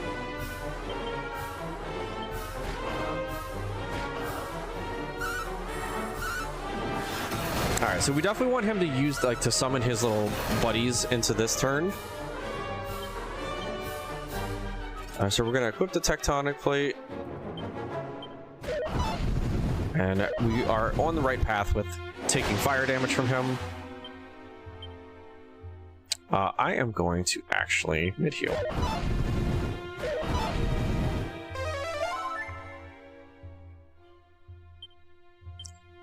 And we're going to re-equip the Glombolero. So the reason that we're equipping the Glombolero is that it actually halves... Oh, that's unfortunate. It actually halves the amount of MP that we use.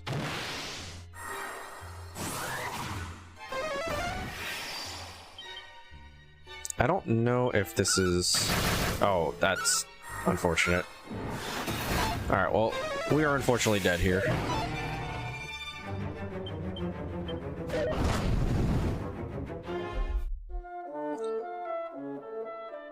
Messing up the, missing one of the, Quadra Slashes there is, pretty much doomed.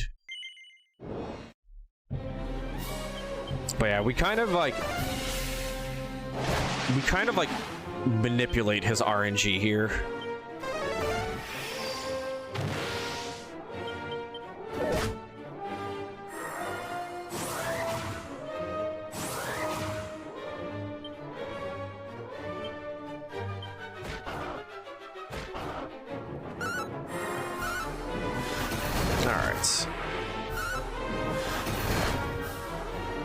Good damage rolls. We're gonna equip that. I am going to... Ooh, mid heal. Oof. Might just regular heal here. Oh. Okay. He was not at enough damage taken. Yeah, so if he's not at 50% health, he hits you with an ice breath, which we have no resistance to. So it's very important that we get him. Well, just kill me.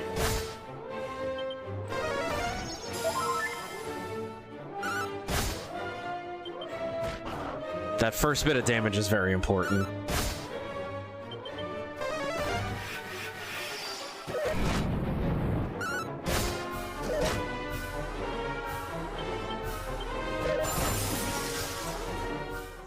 The first bit of damage that we deal with the Staff of Divine Wrath is very important to setting him into that 50% range, so he uses Inferno instead of Freezing Breath.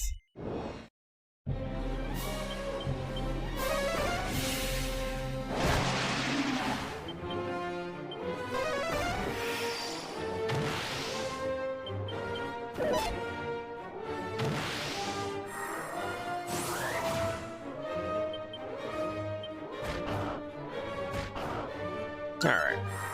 We're on good path here. Good damage. And that was kind of low.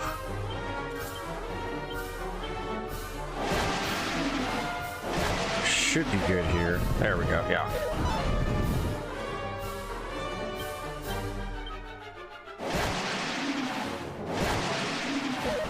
He uses 2 turns of Inferno. Then we're going to re-equip that. We're going to cast Wild Side.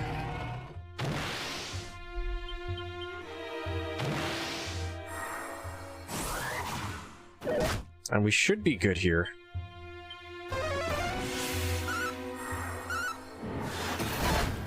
Oh, me? No, okay, we're good. That miss was a little scary. Okay. Spiketail is through.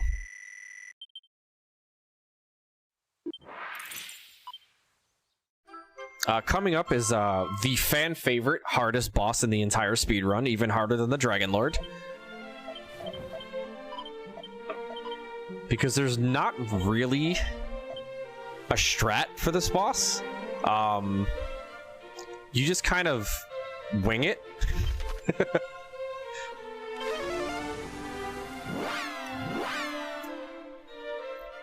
So we're going to be heavily relying on a ability that we've had since level 1. And the ability is called Cop Out. Cop Out has a... I don't know what the percentage chance is, but it has a pretty... I would honestly be okay with saying it has a 50-50 chance of reflecting the physical attack that's, you know, dished out to you back at the enemy.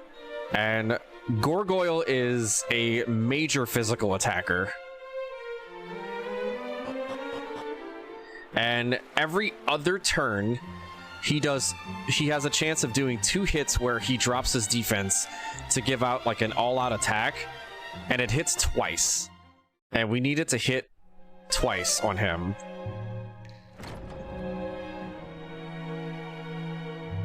This boss could be either a quick split, or you could be here for 25 minutes. There's no in between, unfortunately. Thankfully, we're gonna get the perfect RNG, and we're gonna knock him out in the first try.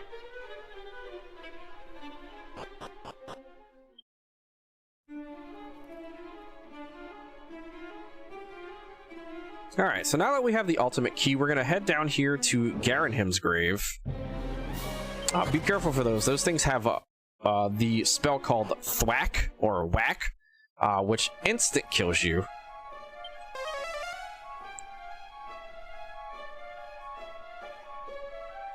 Yeah, just believe. It's just free and easy.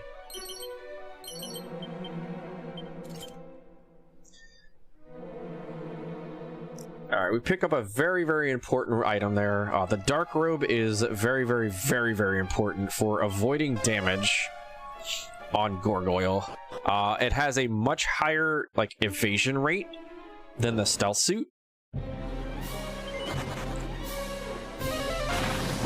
Sir, nobody asked you to cast that.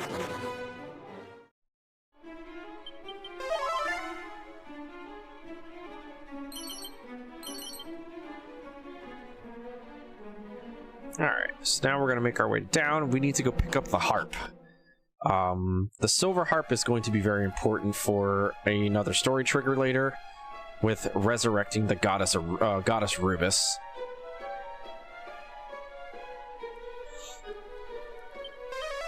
There these notes go again with pick up a life seed.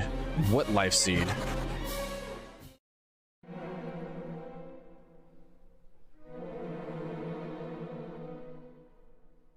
I wonder if it's the one over on the right here. Let's check. Let's lab here. Nope, it's magic water. I got scammed.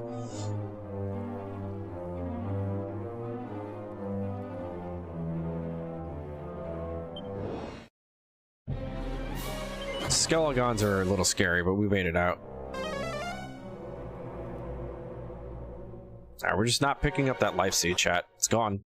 It's over. Alright. We're gonna grab our silver harp and we're going to get the heck out of here. Oh, the one... Oh, yeah, you're right. Let me just dig myself a grave. My bad.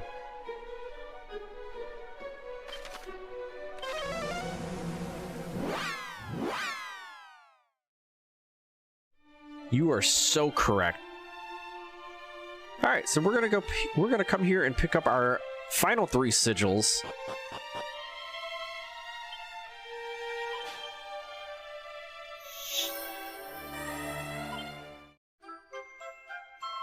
And we're going to make our way up the tower of the Shrine of Rain. And in this meantime, chat, we're gonna take a sip of water. I suggest you do the same.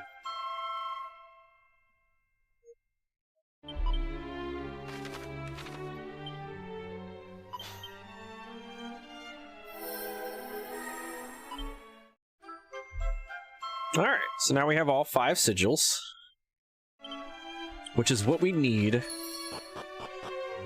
to awaken the goddess Rubis. But we need to go to the top of the Shrine of Rain with the silver harp to break the curse. But before we do, we're going to enlist some help from the fairies. And then we're going to go over to Tantagel, and we're going to go back to that same house where we robbed them before. And we're going to rob them a second time, because they just didn't learn.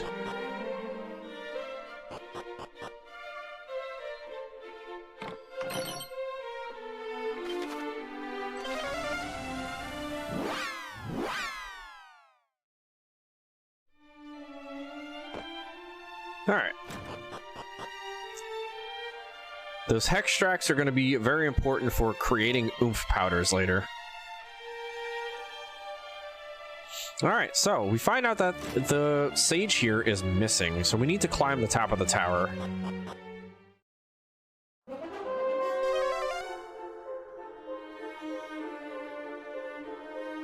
And if you've played Dragon Quest III, you will recognize this music. This music is amazing.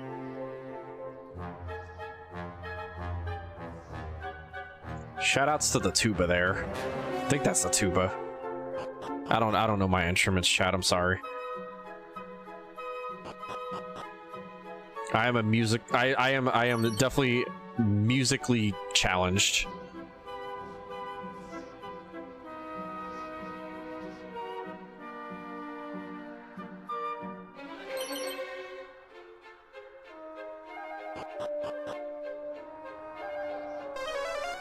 Use that once more.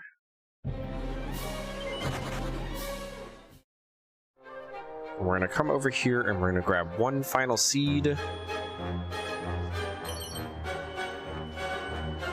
And we're gonna use all the seeds before we access this boss fight. And this is the scariest and worst boss fight in the entire run. So if we could get through here, we're good.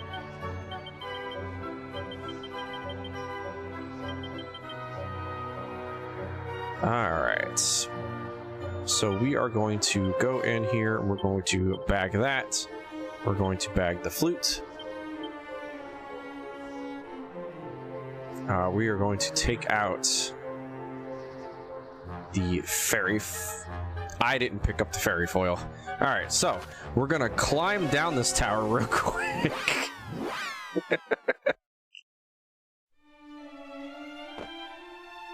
We're gonna come back here. We're gonna grab the fairy foil like we did the first time. Don't worry about it.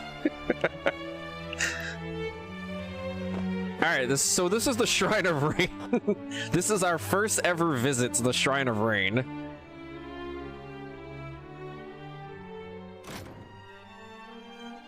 That fairy foil is very, very important because if you use it as an item in battle, it raises your defense. And we need our defense raised for this fight because this boss hits like a truck.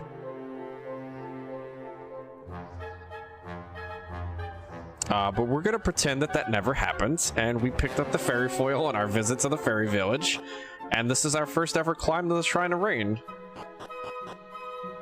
Right, chat? This is our first climb.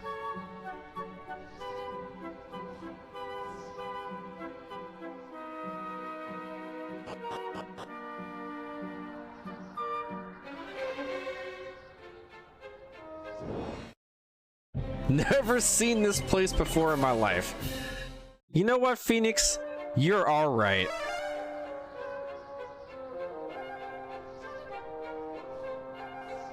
You are all right, and I appreciate you. All right, so like I was saying, we're gonna put the fairy foil in our bag, but we're not gonna equip it.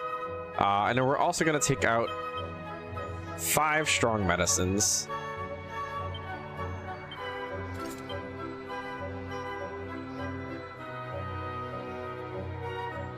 And then we are going to heal up, and then we're going to dive.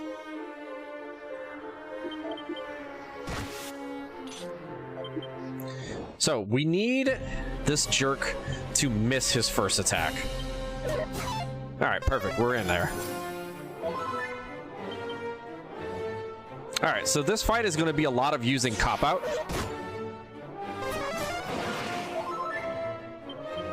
And on the turns that he does his all-out attack like that, we're going to be using the fairy foil.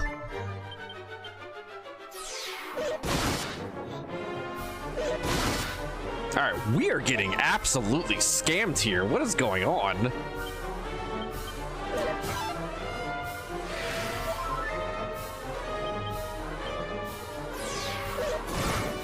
Thank you.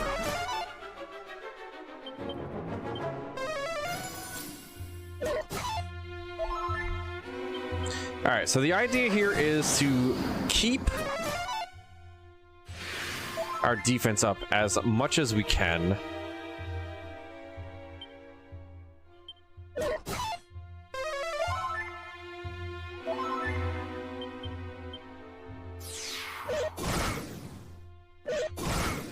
This boss has, I think it's 2400 HP.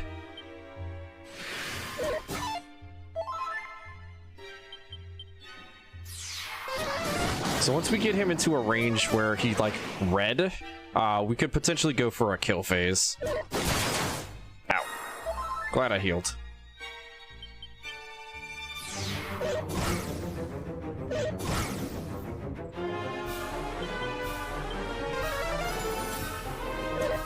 So we're gonna try and keep up our reheal here. Our defense is going down next turn, which means we are in kill range from the critical. Okay. Not even close. But when you cast a swoosh, it's close.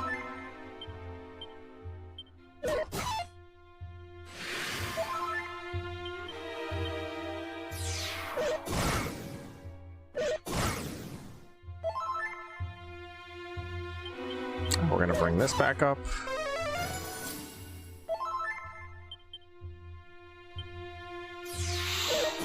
Alright, he is in yellow.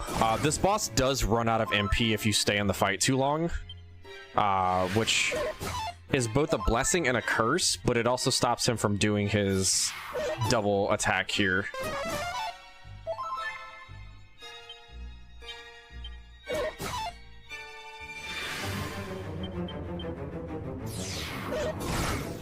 Perfect. He's not low enough for me to want to go for the kill.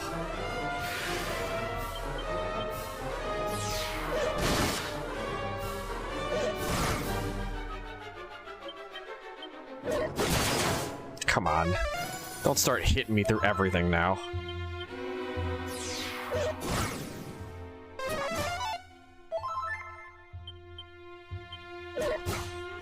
Alright, he is out of MP. So we are in kind of like a danger mode here.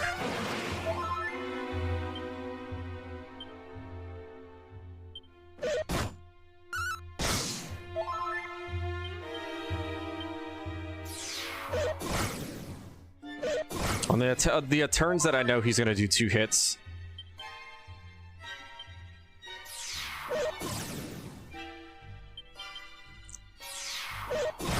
All right, there we go. Look, I told you, chat, we were gonna first try him. I told you we'd first try him.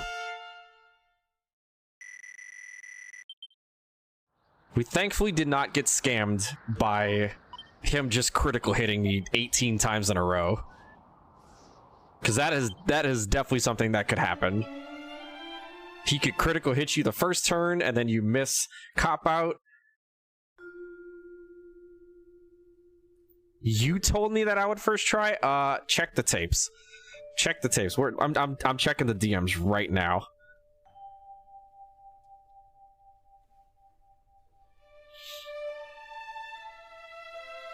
Oh no. Okay. I lied, chat. Rigby's correct.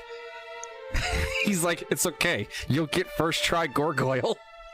All right. Rigby may actually be telling a little bit of truth there. Just a little bit, though.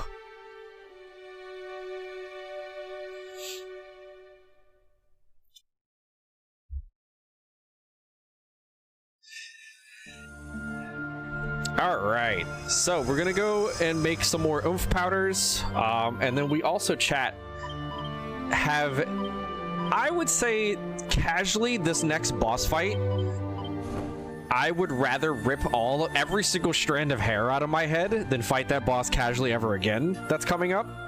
But the speedrun strat, oh, it is chef's kiss. It is chef's kiss.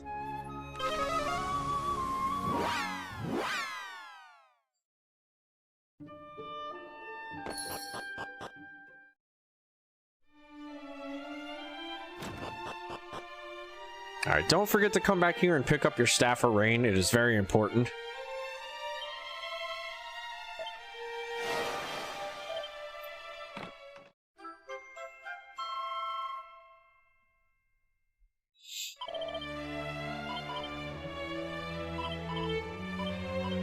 Alright, so now we are going to head over to the fairy village here. And we're going to alchemize these hextracts into oomph powders. Which is just enough oomph powders to finish the rest of this game.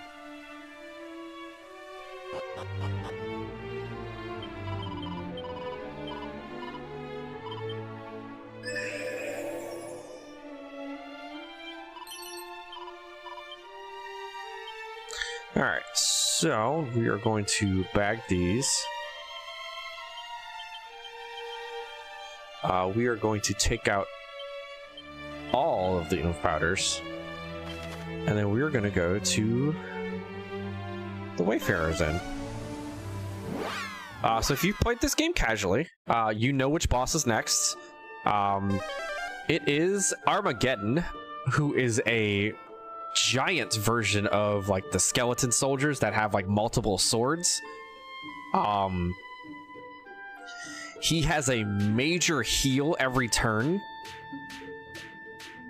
And casually, this fight is a nightmare. And I was... During my casual playthrough, I said some pretty nasty things about this boss fight. I had some choice words. I almost contacted, you know, Square Enix and cussed them out. I didn't, though.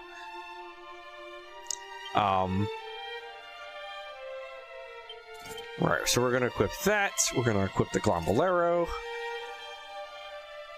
And we're gonna keep it that way. So, this fight stinks. We are hoping that he does not miss on the first turn. Oh. Oh, okay. The fight's a little changed. Alright.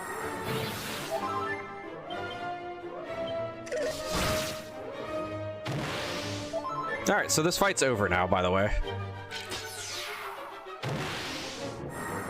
So we got an ability at level 27, and it is called it's called Falcon Slash. Well,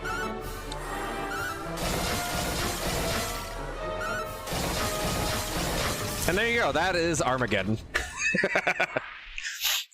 The most satisfying speedrun kill ever.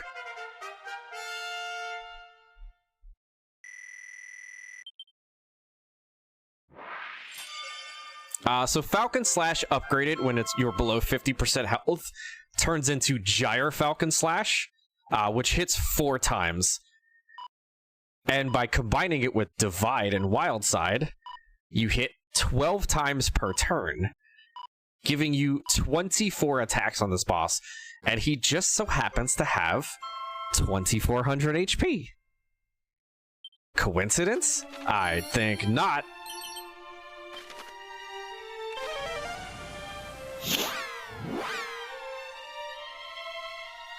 Alright, so, chat, we're getting close to the end of this run. We just have one more thing to do, which is create the rainbow drop.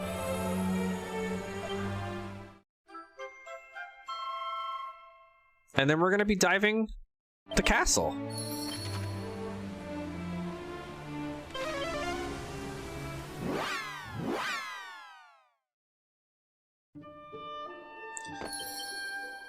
We are going to put that on and that on, use pad foot, and we're going to make our walk over to the area to drop the rainbow drop to create the bridge. And then we're going to enter Dragon Lord's castle.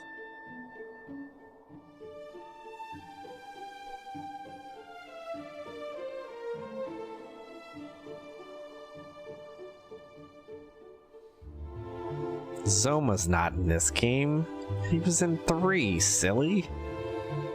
Even though 3 did take place before this game.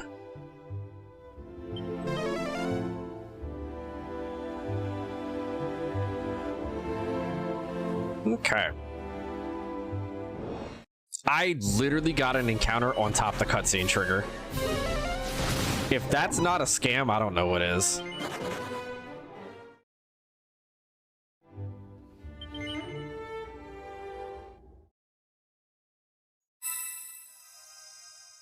Yep, shiny things. Yep. All right, well, here's the Dragon Lord again. He's gonna try and corrupt the Sphere of Light again. Fails.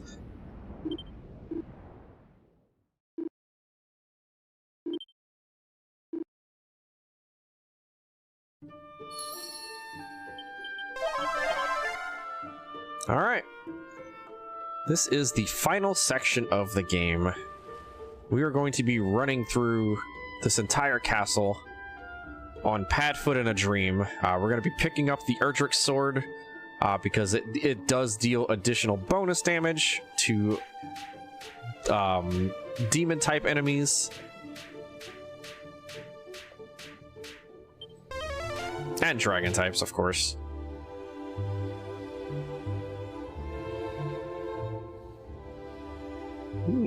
No encounter before. Oh, I shouldn't have even said anything. Shouldn't have even spoke it into existence.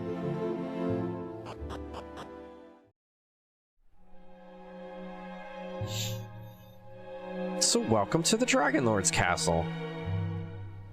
You might remember this castle from such video games like Dragon Quest III. But it's in more of a ruined state. After we defeated Zoma, the castle kind of fell apart, as you remember. And well, this is like the damage. Staged? What do you mean staged? This isn't staged.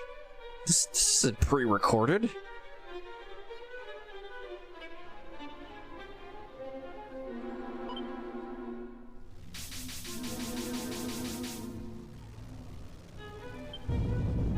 Wow, who'd have thought there was a staircase down there?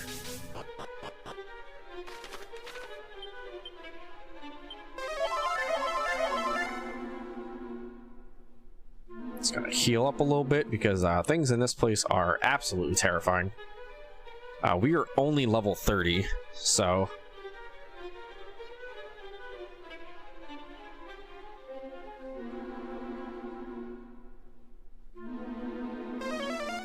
just make sure to keep pad foot up before the text box comes up just to save a tiny sliver of time.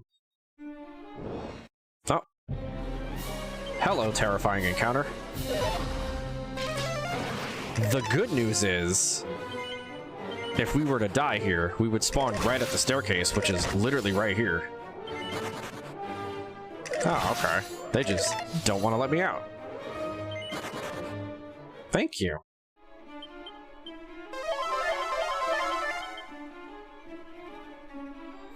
Our MP doesn't matter. We're going to be using an Elfin Elixir before, which is the one that we picked up behind Armageddon.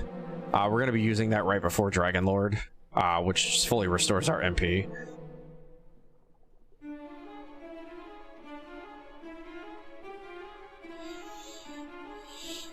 Alright, so as we make our dive down here, chat, did you remember to hydrate? It's very important. Hydration every hour keeps Gwaelin from casting prayers. So as long as y'all hydrate, Gwaelin won't cast a prayer.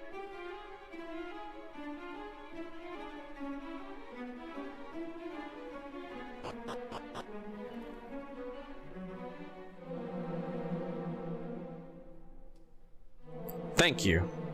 Hydro homies, let's go.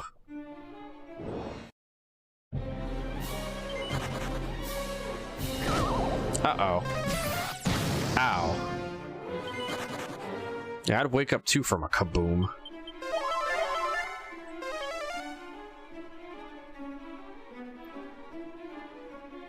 Okay. So we got one more floor to go down. And then we're going to be going back upwards because we need to pick up the Erdrick sword. And that is actually on the first level that we entered the castle. Not the foyer, but like pretty darn close to it.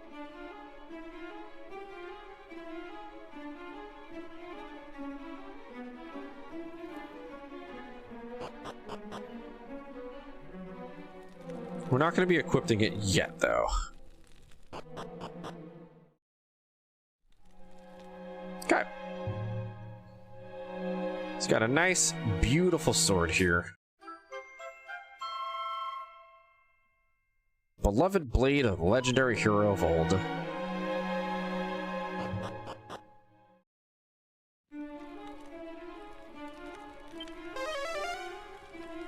Oh, right. Can't go that way. All right, so now we are in what the kids call go mode.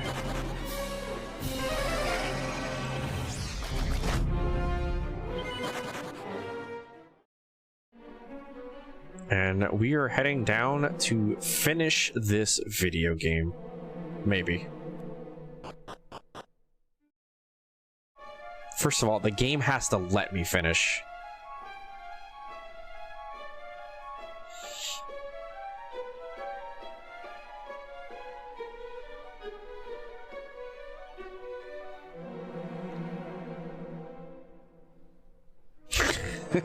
Listen.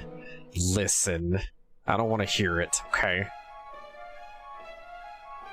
Just because I'm in go mode and the game's not letting me go.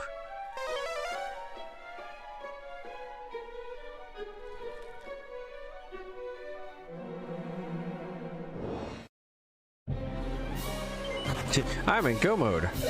Where? Where are you going? It's like a Ralph Wiggum. Haha, I'm in danger.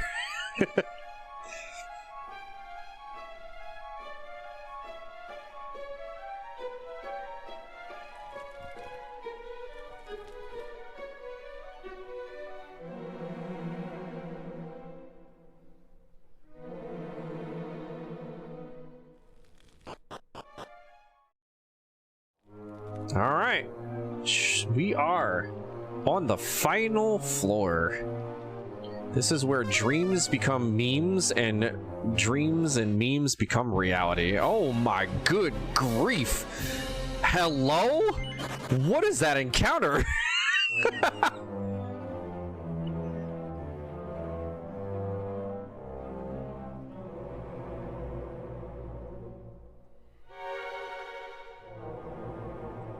I have never seen 8 liquid metal slimes in one encounter.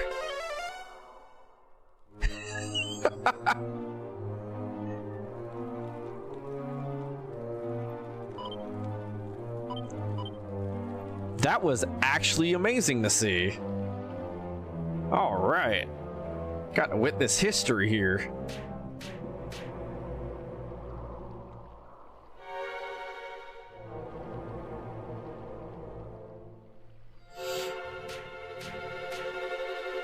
Alright, so we will not be healing this damage from the poison swamps. If you need to exit the castle, you can take that, and now encounters are disabled. Alright, so we're going to equip the Erdrick sword. We're going to equip the Hermes hat, the Glombolero, and the asbestos earrings.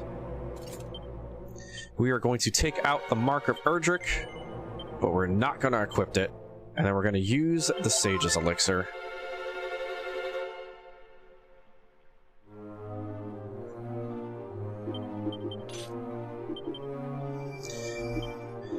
Okay, so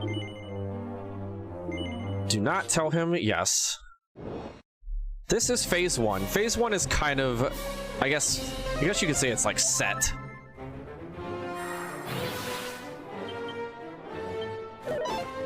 Oh, never mind. It is not set because he missed.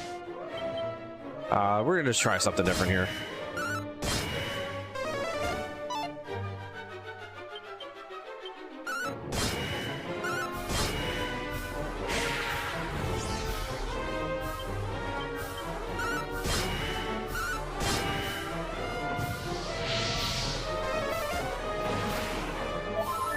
Oh, there goes Gwaylin. Here she comes with the damn healing.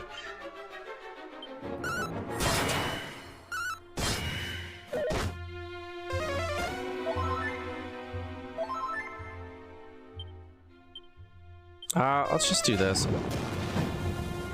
Ow. You might be dead. Yep. Okay. That's fine. She's helping. Don't you worry.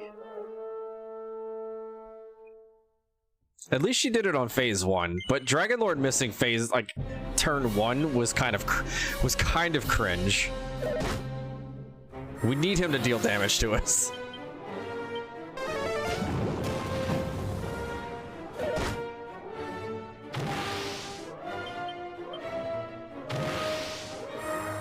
I think we're just dead here. No, he's assessing.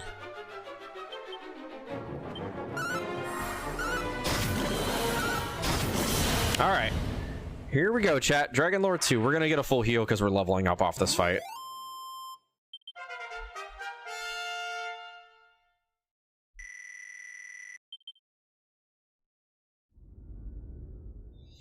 All right, we have one more fight, and this is the final fight. Welcome to Dragonlord 2. Heal is good. All right, he did not cast Oomph. That is beautiful. We are going to defending champion here against the double bite.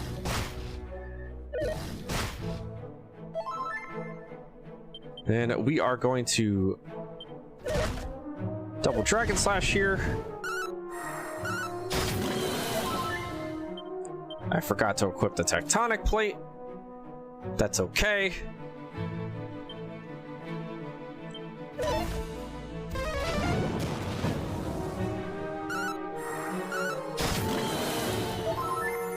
There she goes. She's ruining the run.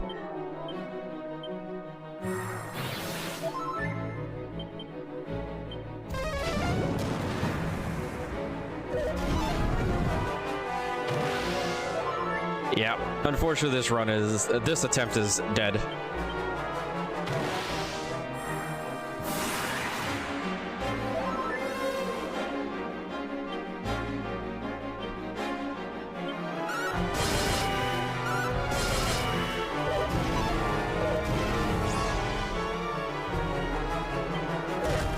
Ow. Oh great, here comes the big chomp. Wait, we might be able to fix this, chat. Wait, hold on. All right, it's a chomp turn, I think. Yeah. Okay.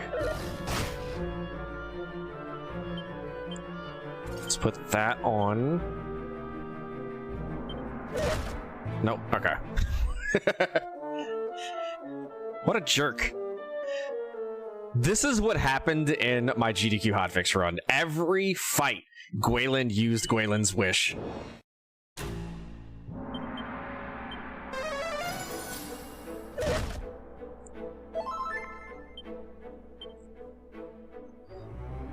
Alright, we need to equip this.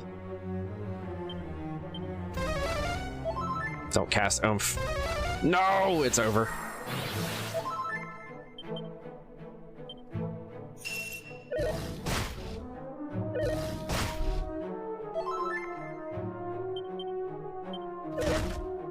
Ow. Ow.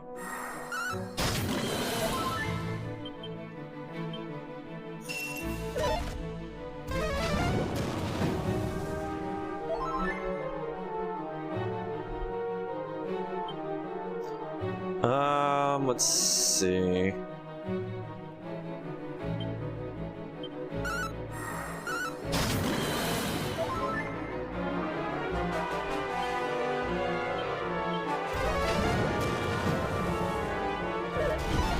Okay.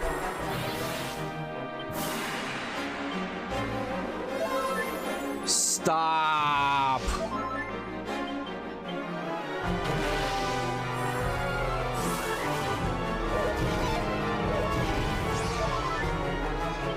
Oh my god, Gwayland, please.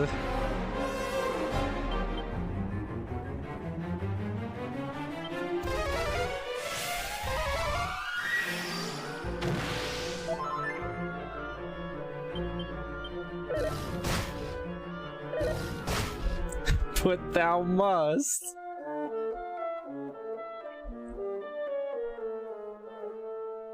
But she's helping. Yeah, the Dragon Lord.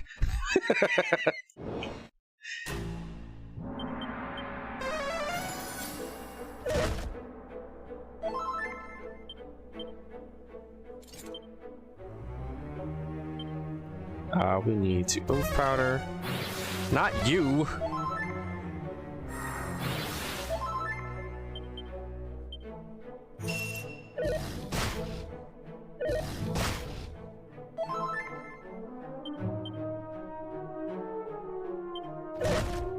Ow.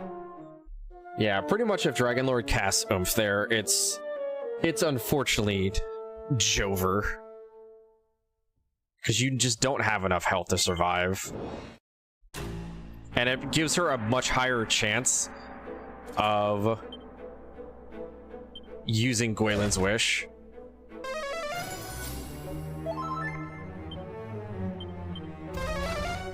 It's good. Alright, Kabuff is fine.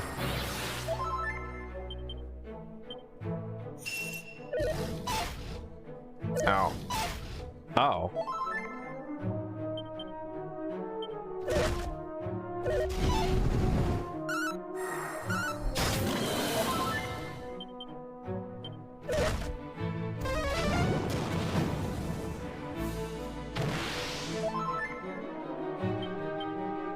Wait, why did I do that?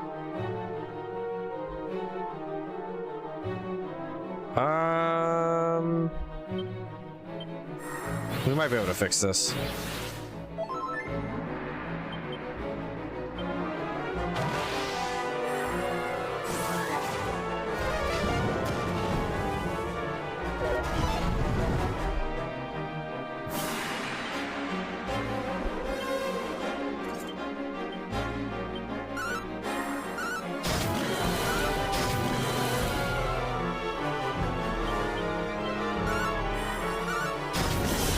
All right, and that's it. We win. And time. Oh, look at that. Just a slight bit underestimate. All right. Wait. Quick question: do I have enough time to show one thing before the credits? Who gets a DQ run that close to Esther? What a show off. True. Somewhat of a connoisseur of showing off. I do? Perfect. Chat will love it. Alright, so we're gonna go and we're going to re-enable voices.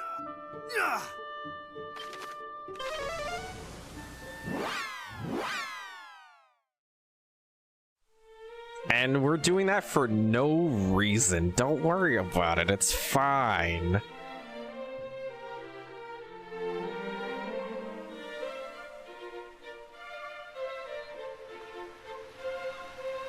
We're gonna take the princess back to the castle. We gotta return her.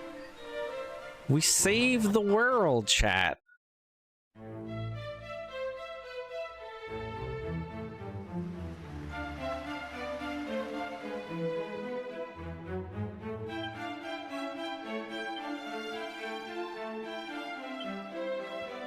Okay.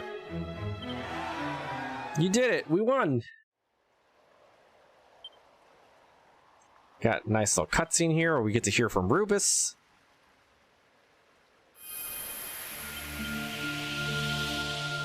Sire.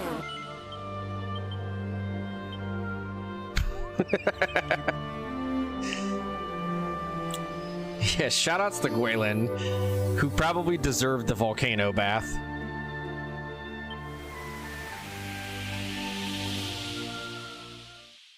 Alright, chat, this is what I wanted to show y'all. They kept the line in the game. And it's very important that we hear it. Pray, forsake me not. Wilt thou take me for thy companion? Should we say yes or no, y'all? What do y'all think? Should we take Princess Gwaylin with us? Should she join us on our journey? Surely not, right? It's like she's a princess. Like, she shouldn't come with us. It's too dangerous. But thou must. Pray, forsake me not. Wilt thou take me for thy companion? But thou must. Pray, forsake me not. Wilt thou take me for thy companion? I popped off when I heard her say this line, and I was like, oh my god, they kept the line in the game! But thou must. Pray, forsake me not. Wilt thou take me for thy companion? Well, that's it for me. That was Dragon Quest 1.